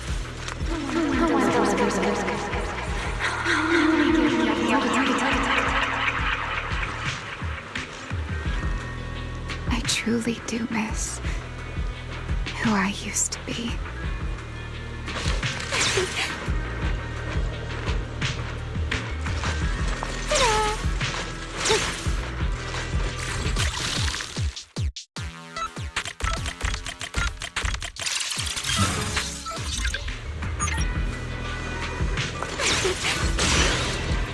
The ethereals in this area are gathering again. Is it just me? Or do the ethereals seem interested in the Meridian Hall key too? Lightning! Perhaps that's just because it sparkles? My spear carves the skies! Tactical deployment. Go and take the key. You've been left here all this time. Poor thing. Now, I'll take you to fulfill your purpose.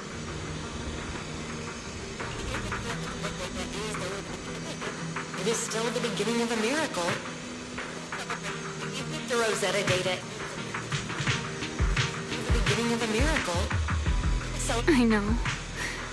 A moment like this does call for celebration. Just as it did back then. Remiel, that voice. Is that... Yes. That's Belly. All right, we have the key. Let's head back.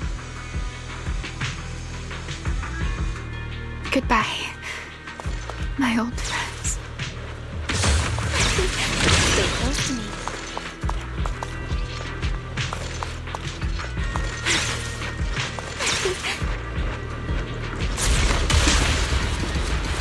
Today's success, the first step that we've taken back to work. celebrate. The echoes in the hollow. They really know how to ruin the mood. Are you okay? Yes. Time to shine, my partner in crime.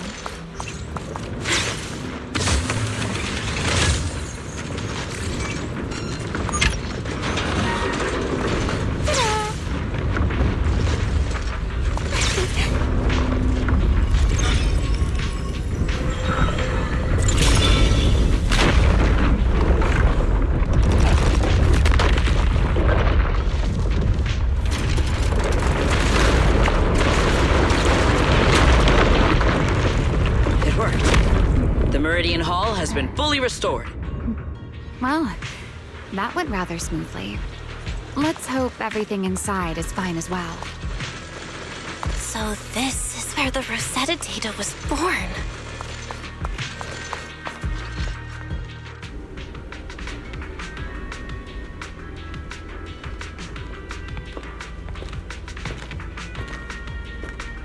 The space here is still shifting.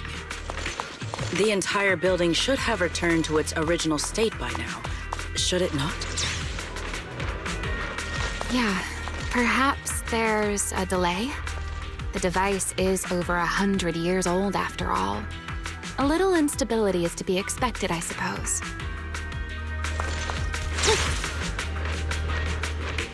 It seems the environmental changes won't affect our exploration much. Let us keep moving forward.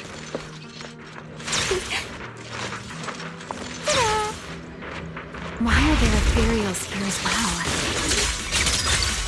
If you aren't paying rent, I'm afraid I must ask you to move out.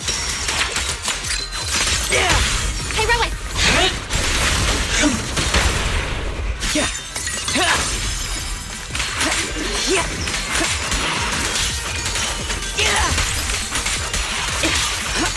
Break them! The space was hidden. No wonder so many ethereals gathered here. Shiver! Draw your weapon!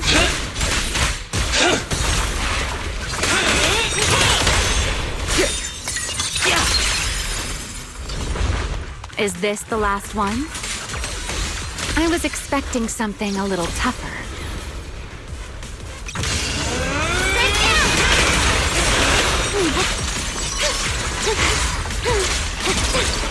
Don't get scorched.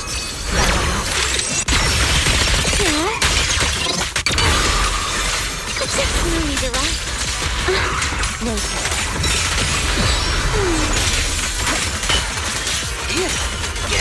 One step ahead. Counter-strike. Shadows leave nothing standing.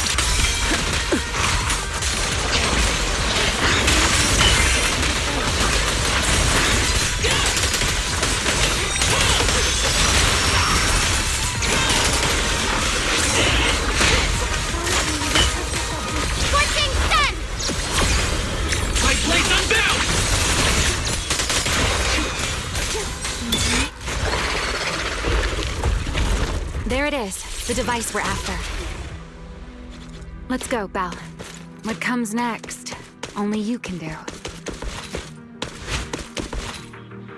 So this is the prototype they used to verify Rosetta data?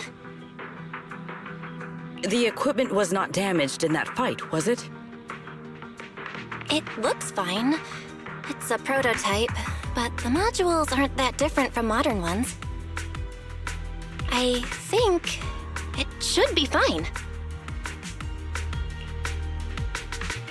All right, this is it. Prototype, boot up.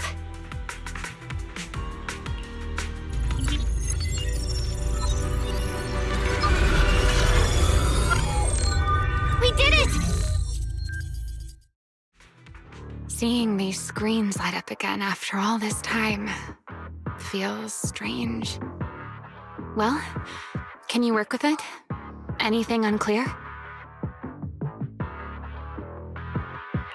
Nope, it's running smoothly. Almost too smoothly? This system feels a lot like the HDD. Next, I'll connect to Prophet Boo. He'll act as our relay node and mask our Rosetta data request as normal traffic. Just to be safe, we'll only pull the minimum data from the CCD and process everything else locally. I only had time to install the essentials on Prophet Boo, and we still need bandwidth for the Rosetta data transfer, so the connection might be a little rough.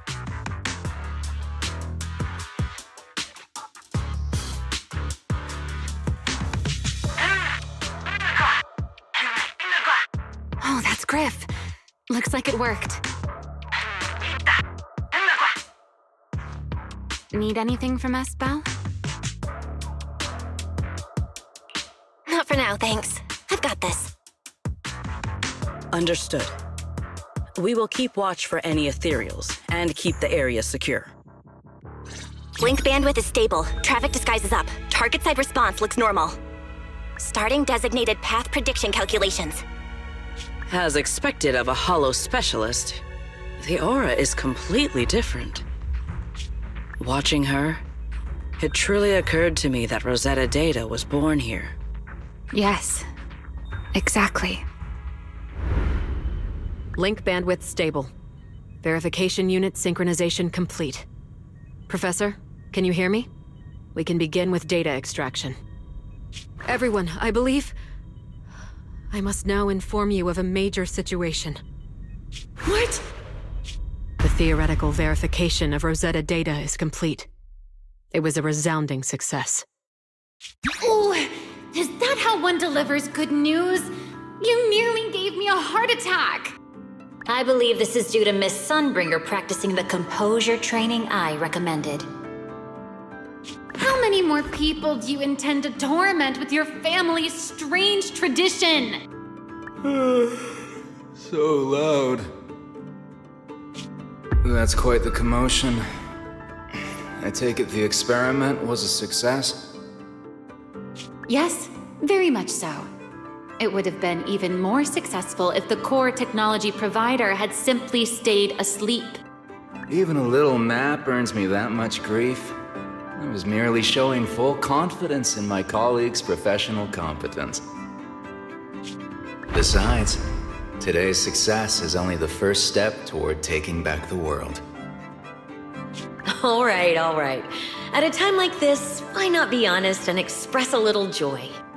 Even if the Rosetta data is only the beginning, it is still the beginning of a miracle. Let us celebrate properly, shall we? And Professor Arke, don't even think about skipping it. Then, let's throw a party, like the one Mayflower treated us to last time. Don't tell me you're planning to drink until the next morning again. The professor will throw him out, just like last time. Then let us hold a ball with soft drinks only. Hey, you people. Back then, we thought taking back the world was only a matter of time. As long as our companions were by our side, there was nothing we couldn't do. We could even go anywhere. In the end, none of us reached the promised destination.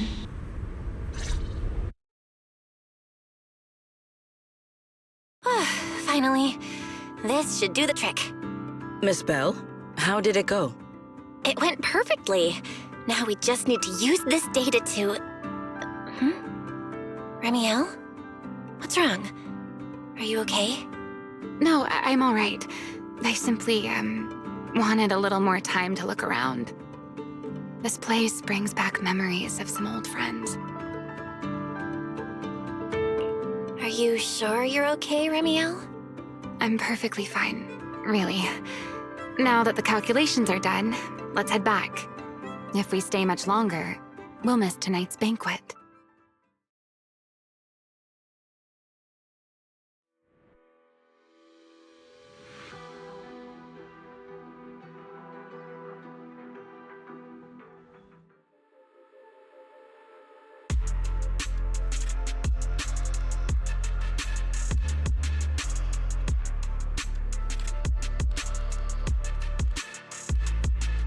Yeah, this should do it. Here you go, Sigrid. I explained how to use everything earlier, right? Yes, Miss Bell. I simply need to place these devices at your designated locations, correct? Yeah. Once the imposter appears, I'll activate the devices and create a small singularity leakage at the venue. Meanwhile, I'll use Thaumiel's power to immobilize both it and everyone at the venue. Then, before it has time to react, I'll drag it through the leakage and into the hollow. Finally, we subdue it and rescue Dracaena. Very well. Understood. I will do everything in my power to help you enter the venue unnoticed. However, if the worst-case scenario occurs, if, in the end, our conclusions are proven wrong, and this was all fabricated by Miss Bell, then the banquet will become the place where you arrest both the fugitive who attempted to assassinate Aldrada and the fugitive who attempted to assassinate Dracaena. I imagine Belle would have no objections to that, would you? No, I promise. Then, may none of us betray the trust we have placed in each other. There is a balcony outside the banquet hall. The door to that balcony will be locked today, so you two can stay there until the banquet begins. When the music begins, that signals the start of the banquet. The guests will share the first dance. Once that happens, you can head directly above the hall and prepare to act. Got it.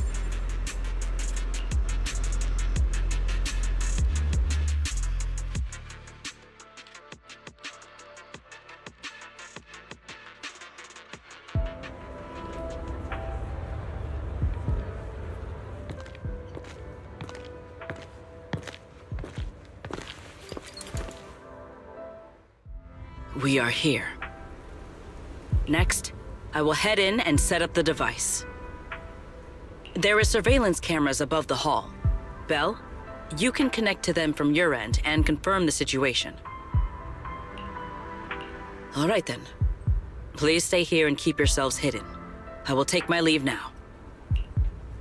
Let's use the camera to check on Sigrid.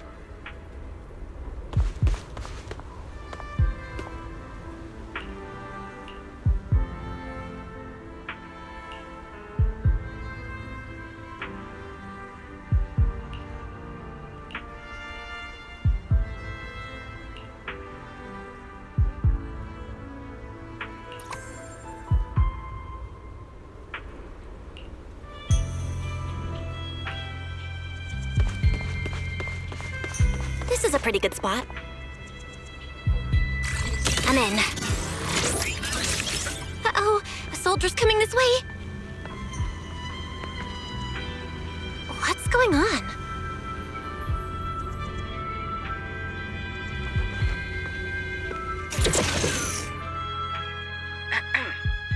Can you two hear me fine? All devices are in position. Miss Bell, you have the exact locations in sight, yes? I see them. But what was that just now? Ah, you mean the soldier who came to speak to me. He asked me what was inside, and I said, this was specially prepared for Lady Dracaena. He then said, oh, I see. A heart-to-heart over dessert. On the floor, no doubt. I can hardly wait. And left. can't believe I've grown used to the strange things that happen around her. The welcome banquet is about to begin, so I must take my leave now. I wish you two luck. Honored guests who have traveled all this way from the surface of New Eridu, welcome to Rose Califer. Oh, it's starting. Come on. We should make our way up, too. All right, I'll take the side fire escape. Why go through all that trouble? Whoa, wait! Now let us follow the music and dance with our partners. May we all have a wonderful evening. Everyone down there is dancing. Once the music ends, Gertablulu will show up. Okay, I'm ready. Hey, what's on your mind? Ramiel, stay down. What if someone sees you from down there? Why would they? On such a beautiful night with lovely music, surely everyone's eyes are on their dance partner. And you? You were so calm a moment ago. Why so nervous now, Miss Honor Student? No matter how we frame it, what we're about to do could be considered an assassination. To the unsuspecting crowd below, we must look like a pair of unforgivable criminals. Relax. I've witnessed spectacles far grander than this. Oh, right. The music won't end for a while yet. So, to settle those nerves, shall we share a dance of our own? Huh? Dancing? Right now? Right here? Isn't this kind of a bad time? You're already my partner in crime. It's a little late to worry about propriety. Just so we're clear, I've never really danced before. If I step on your foot, don't blame me.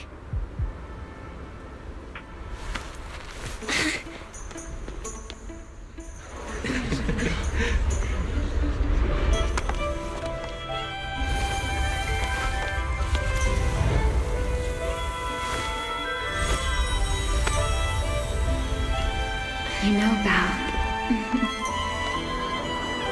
I've actually been keeping something from you. And you're definitely gonna be mad once you know the truth. But what can you do when your partner turns out to be a liar? Lady Dracena is here. Everyone stay right where you are. It's time for her speech. After you, Lady Dracena.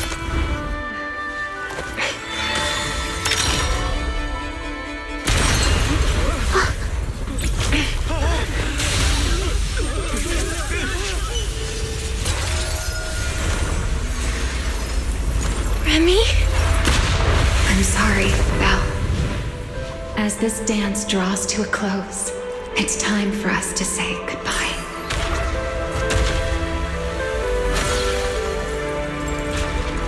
You know, Val, you almost made me forget that I no longer belong to this era. I almost forgot that I was meant to fly into the abyss alone. There's still a place for you to go back to. So from here on, let me handle this on my own. If you're that eager to die, then so be it! You're forcing the Enchanter transformation. Then bring it on. Ramiel! I won't let you shoulder this burden alone.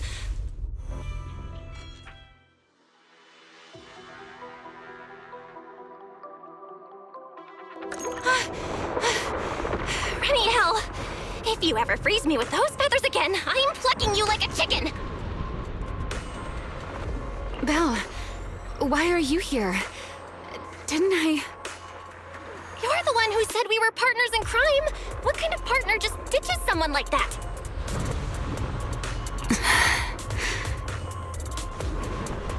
Sorry. Save it for after this is over. What just happened?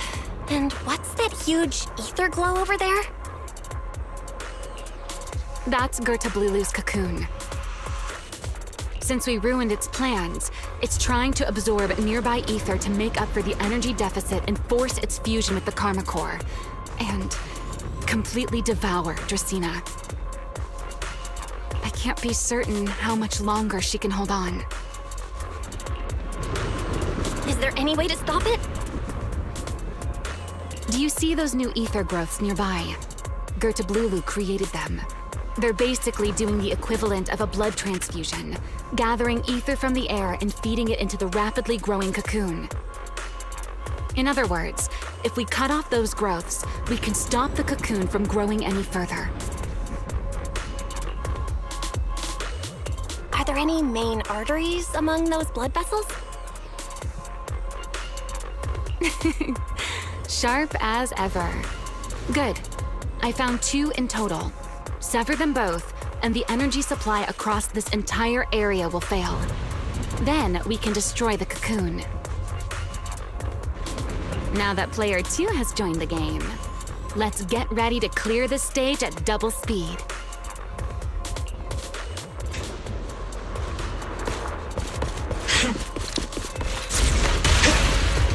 The space here is unstable. Watch your step.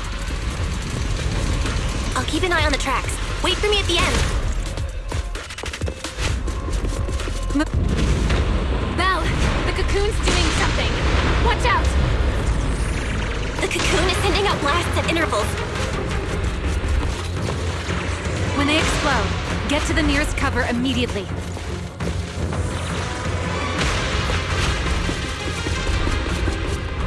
That's it! That's the first artery! Explosions are becoming more frequent. I need to find a way into the next area. This may get a little rough. Be careful.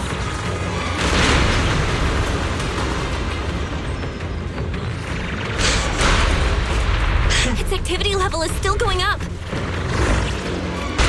Don't panic. Whatever happens, stay clear of the blast. Got it. Ramiel, how's it going on your end? I've seen plenty worse than this. No need to worry about me. The target growth is just ahead. I'll leave it to you, Val.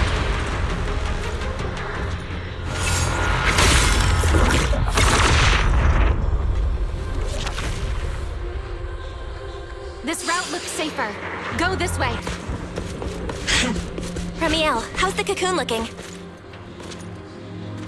Seems to be even more active than before. What a nuisance. Rest for a moment. Then we'll push through in one go. Be careful. Don't get caught in the blast. I'm fine. I've made it through worse than this.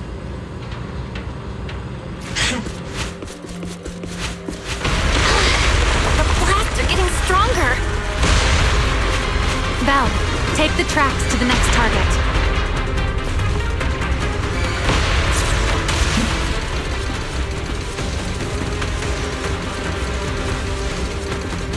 Not good. I'll think of something.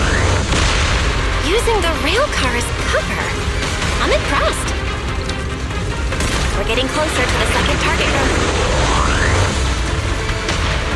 Destroy it, and the cocoon's growth should stop completely. I'll clear a path for you. Go!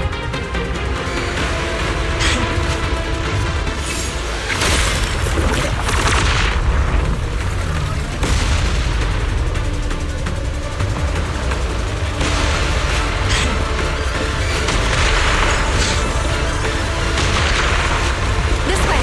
We're nearly there. The closer I get to the cocoon, the worse its reaction gets. That only proves we've got it cornered. Move in during the gap between explosions. Belle, ready to punch right through it? Absolutely. Now!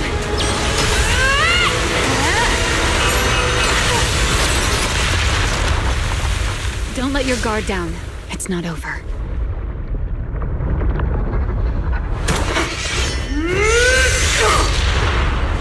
Too late. Evolution complete.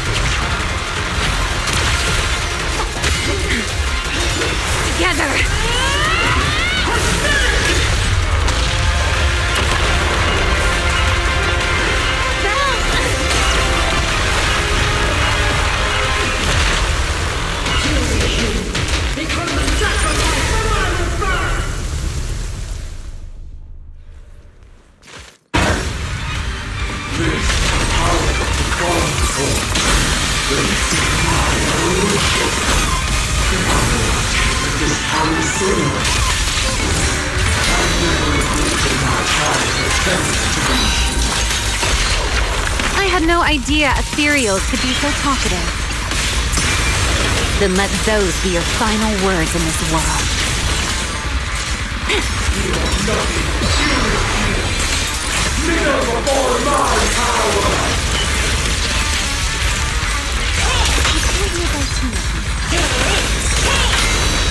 The tables have turned. Take this.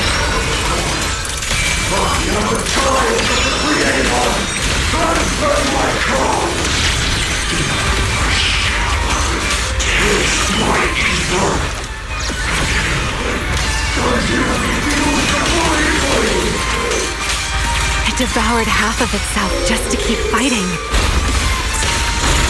Is this how a beast born from the hollow thinks? How tragic. Let's put it out of its misery.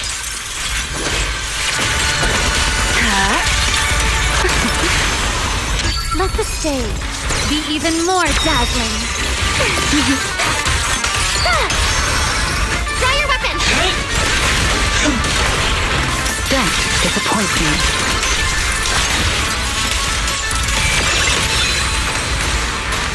Don't get scorched by the light.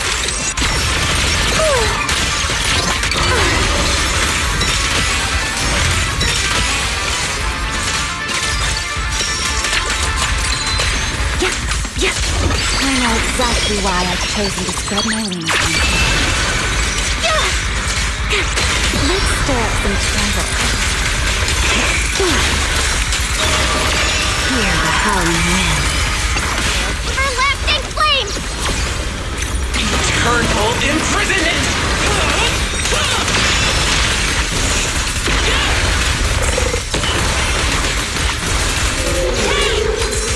Stop here.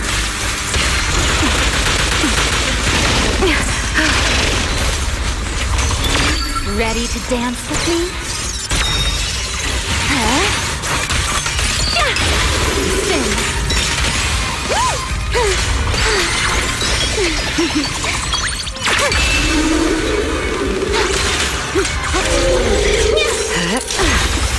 Almost there. If we can just expose its core! Hang in there. Follow my lead.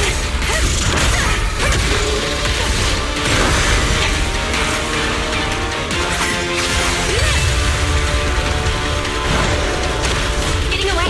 We gotta catch it! Belle, you should take a breather.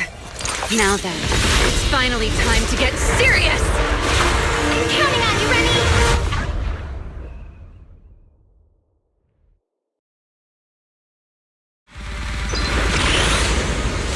Remy, capture it alive and save Dracena from inside the core! It's been a long time since I fought in the skies, but this is my day. Show me what else you have. Gerda Lulu! Looks like it's charging up. Watch out for ranged attacks! Oh? You wish to test your firepower against mine?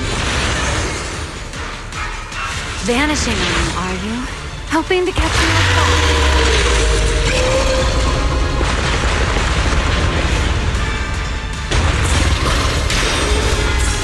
Always attacking from behind. Can't you face me head on? Unfortunately for you, I don't leave open. Bringing down the pillars to block my path again. Out of my way. An attack this week. It won't be long now. Its core is about to be exposed! Good. Time to end this. And that's checkmate, monster. I hope you enjoy this dance of death.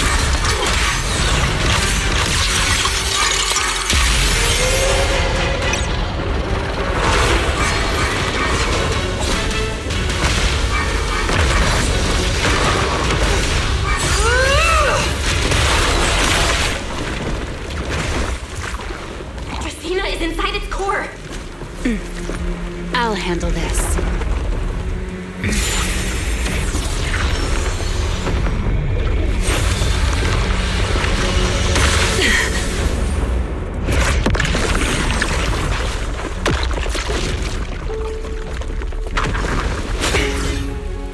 Still alive, but fading quickly. I'll stabilize her ether activity.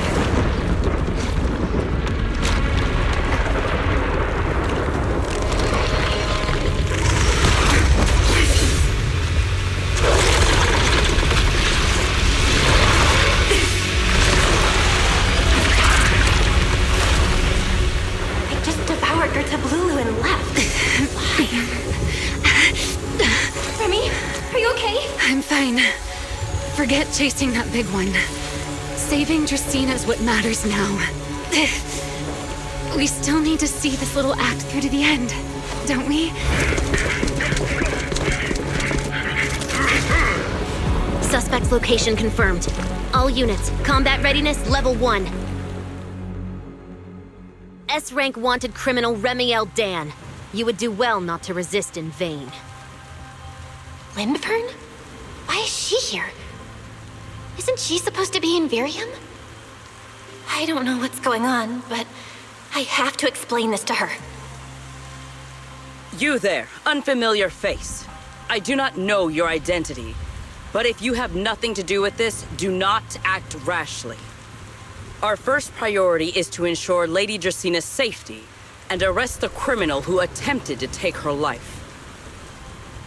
If you understand your position, remain silent and do not interfere with our official duties. Secret? Is she telling me to stay out of this? Why would she do that? Why am I being kept in the dark? Remiel, hand over Dracaena beside you. Do not try anything foolish. You mean this little one? I was beginning to tire of her anyway. Take her back. She's still breathing. Whether she survives is up to you. Remiel, why does it feel like you knew this was coming? What are you trying to pull? I thought this little one's disappearance would throw you all into chaos. I didn't expect you to catch up so quickly. How dull. Time to bring this game to a close. The former Void Hunter Remiel Dan. I never imagined a legendary figure like her could still be alive. But why? Why would she be the one to attempt to assassinate Lady Sunbringer? If Lady Lindvern had not rushed back from Virium in time, who knows what would have. Lady Lindvern went out of her way to bring us here so that we might witness the legendary Void Hunter's arrest alongside the soldiers. Quite a sight. However, as a TOPS member, I am far more concerned with the truth behind another assault. Mr. Owen, I know what you mean, but I believe the answer lies with the very same person. Answer me, Remiel. Was it you who abducted Dracaena at the welcome banquet and left her gravely injured? Naturally. Were you also the one who infiltrated the computing center and attempted to murder Truvia, High Ambitions Corp's lead researcher? Yes, that was me. What? You... why? Huh? No, wait, that's not what happened. The one who hurt Truvia was... right. No one would believe Lady Dracaena was nearly devoured and assimilated by Gertablulu unless they saw it themselves. Remiel, don't tell me this was all for... I did not expect you to admit it so readily. You understand what your actions mean, do you not?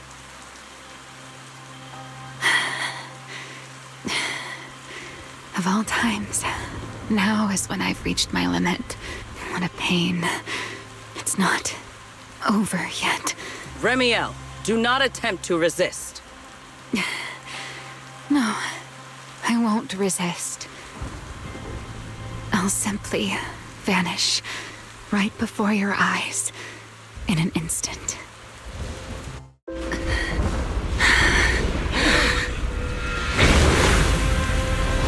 Sorry, but I'm done. fun being a spectator. This performance of yours, you wouldn't mind one more joining, would you? You want to share the stage with someone like me? Let's finish this act together. What are you trying to do? Rescuing my partner in crime. Everyone, until we meet again. Lady Linford, send someone after them quickly!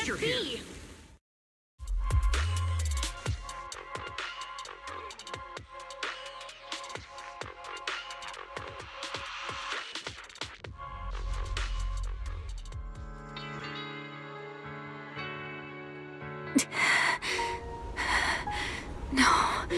Look away. It's okay now, Remiel. Please don't. Don't look at me. Okay. I promise. I won't look. Thank you.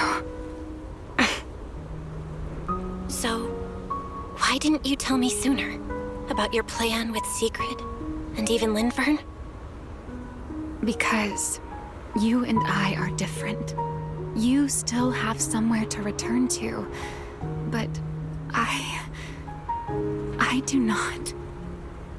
The era I knew, the people I loved, those memories, they're all long gone.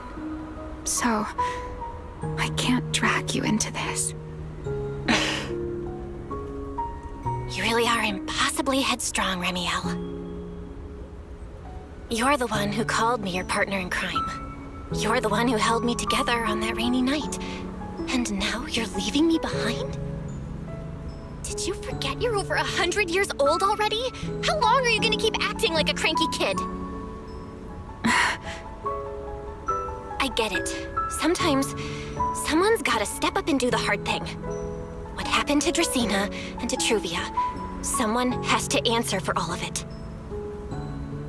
But that doesn't mean you have to shoulder all of it alone. Didn't you call me your partner in crime? Then act like it. Doing bad things together, running away together, getting ourselves wanted together. That's what partners do. What kind of partner takes all the heat alone? What kind of friend does that? You really are getting more silver-tongued by the day, Belle. I'm not trying to sweet-talk you. Can't you tell I'm really mad right now? I can hear it, Belle. I'm sorry. I shouldn't have done that, my dear partner in crime.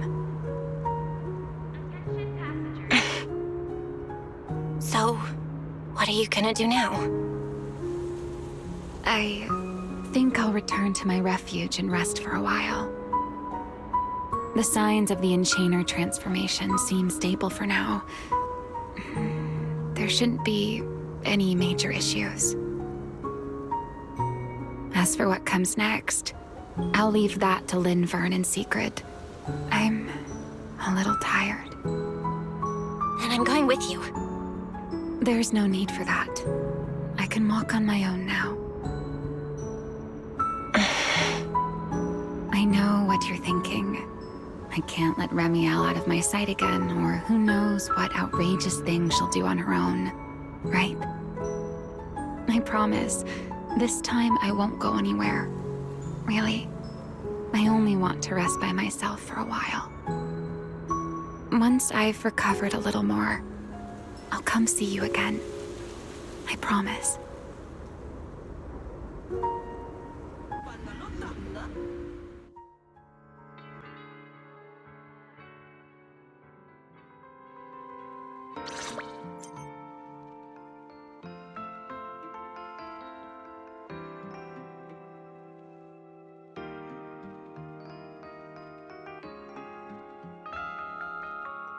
Oh, Belle, over here! Have some bacon. Ketchup or mayo, manager? I've got motor oil on the table too, if that's more your thing. Would you like an egg, Belle?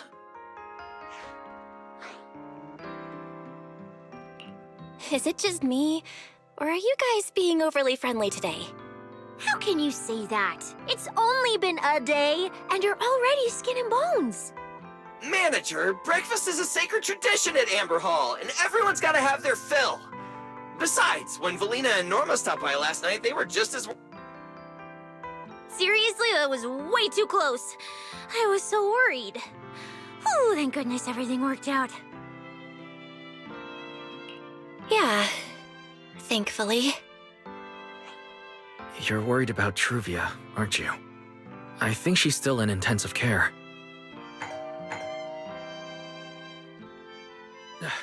Come in! Please excuse the intrusion. Hey everyone, sorry for dropping by unannounced. Whoa, yeah, Lady Sunbringer! Oh please, Linvern is fine. I can never get used to being lady this and lady that. Do I really look that old? Whoa, now that's a breakfast spread I'll have to try myself sometime. But first, let's get down to business. Forgive the early visit, but we bring good news. Miss Truvia has been stabilized. She is still unconscious, but no longer in critical condition. Really? Thank goodness. I'm so glad to hear that. And allow me to formally thank you on behalf of Rose Califer. It's because of your efforts that we get to have peaceful mornings like this one. I can't take all the credit. I only did what I had to do. And I owe all of you, too. My bad for not thinking about what would happen after everything. Belle, I owe you an apology. Ramiel and I kept our plan from you, but it was not because we doubted you. Rather... I know. You were just worried about me and didn't want anything bad to happen. But there's something I need to ask. Now that Ramiel's cooperating with you, what's going to happen to her? Actually, we'll be taking her to Virium soon. Oh, relax. Not as a criminal, but as a friend who needs our protection.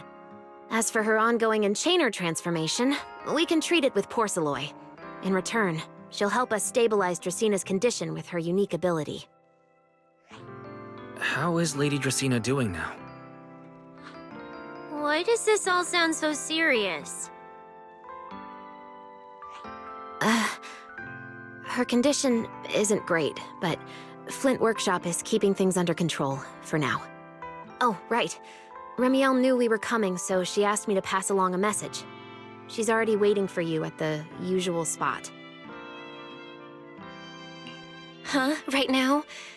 She really does love catching people off guard. Hey, Belle? Aren't you going to see Ramiel? Why are you going upstairs? Cecilia, curiosity isn't always a virtue, you know.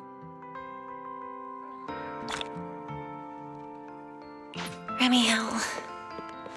Is she okay now, too?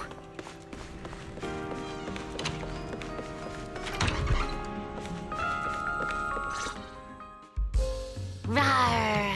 Good morning. Rawr. There he is! Mr. Roris Ramiel. Wait, that won't work at all. How does the enormous Mr. Roar even disguise himself as me? Although, he might pass if we give him a pair of fake wings. Mr. Roar in your clothes? No, absolutely not. It's weird no matter how I imagine it. No? Well, I thought it might be cute. I'm really struggling to see the appeal. Anyway, you're here early. Did you come to say goodbye? I guess you can say so. Though it's only for the time being. Linvern and the others probably mentioned it already. I'll be recovering in Virium, and while I'm there, I'll help stabilize Dracina's condition. Lady Dracina, what exactly is happening to her? She will likely remain unconscious for a long while. After all, having a karma core taken from you is no trivial matter. I misjudged the situation. At the time, I thought the karma core was still inside her, so when Bashmu suddenly appeared, I paid it little mind. But the truth was, while we managed to rescue Dracina, the karma core remained inside Gertablulu and was devoured by Bashmu. That's terrible. Does that mean Bashmu becomes the Enchainer instead of Gertablulu? Yes, it seems far more intelligent than Gertablulu. But of course, the culprit behind all this may have planned it that way from the beginning. Clearly, Gertablulu couldn't have done it. So, who lured it to Buastrom with the singularity leakage? The real culprit is still hiding somewhere in Rose Califer. Correct. Though, I don't think we need to worry too much at the moment. Dracena likely only possessed 1/3 of the Karma Core, which means the other 2 parts are still inside Eldreda and Linvern. Right. I wanted to ask. You said Karma Cores are sealed in Void Hunter weapons. But why is Lady Sunbringer's split into 3 and stored in 3 different bodies? What's really going on with her? Yes, Void Hunter weapons. Perhaps that's what the Sunbringers truly are. Huh? Oh, come to think of it, I don't think I've told you yet. The truth behind the so-called attempted assassination of Lady Sunbringer. The truth is, I really did come to Rose Califer in search of Sunbringer. Not the 3 who stand here today, but the one I once knew. And then I saw Eldreda. Do you know that strange feeling? How someone can look so much like her yet not be her. Somehow, after reclaiming Thaumiel, the remnant inside it resonated with the Karma Core fragment in me, and suddenly I was able to sense the Karma Cores within the Sunbringers, which is very strange. Sunbringer didn't fuse with the Karma Core and become an Enchainer. Rather, the Karma Core was divided into 3 parts and stored within the 3 Sunbringers, which is just like Void Hunter weapons. You mean the 3 Lady Sunbringers we've met are actually living Void Hunter weapons? No. There's no way that's true. Well, it's only a working theory. There are still plenty of gaps in it, but it does already answer a lot of questions. The most important question I have is, where is the Sunbringer I knew? I don't believe she would die so easily. Yet somehow, she just vanished from everyone's memories one day, and then she became the 3 Sunbringers we know. So until I find my answer, I suspect I'll be staying in Rose Califer for quite some time. Still, some proper rest is greatly appreciated, at least for the next few days.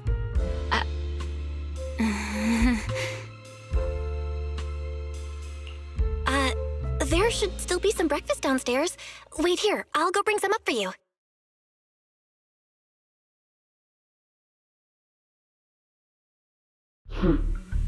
How many times have I told you before?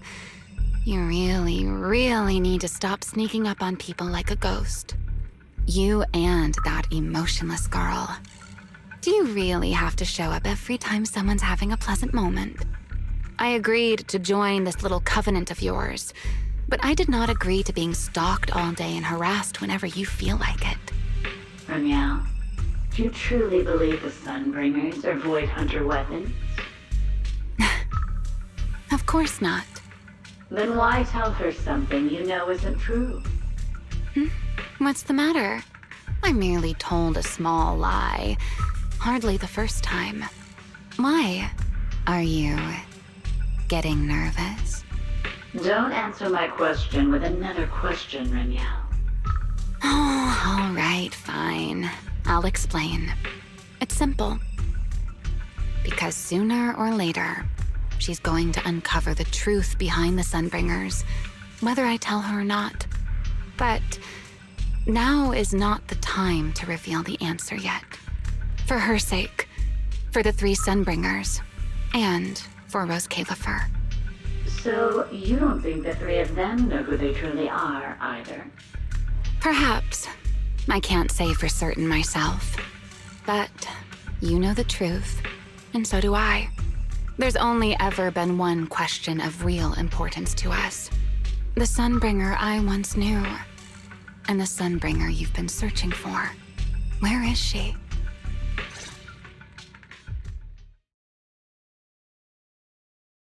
How pitiful.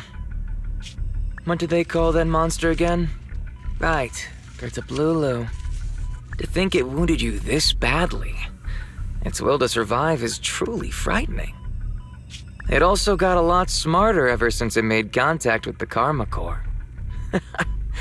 Came embarrassingly close to actually pulling it off. How impressive. But do not worry. Our old classmate still handled everything. Come to think of it, I always did enjoy doing the unexpected. But you are terrible at adapting on the fly. That is why you keep losing to them. Again and again and again. Why not? Simply admit that you are worthless.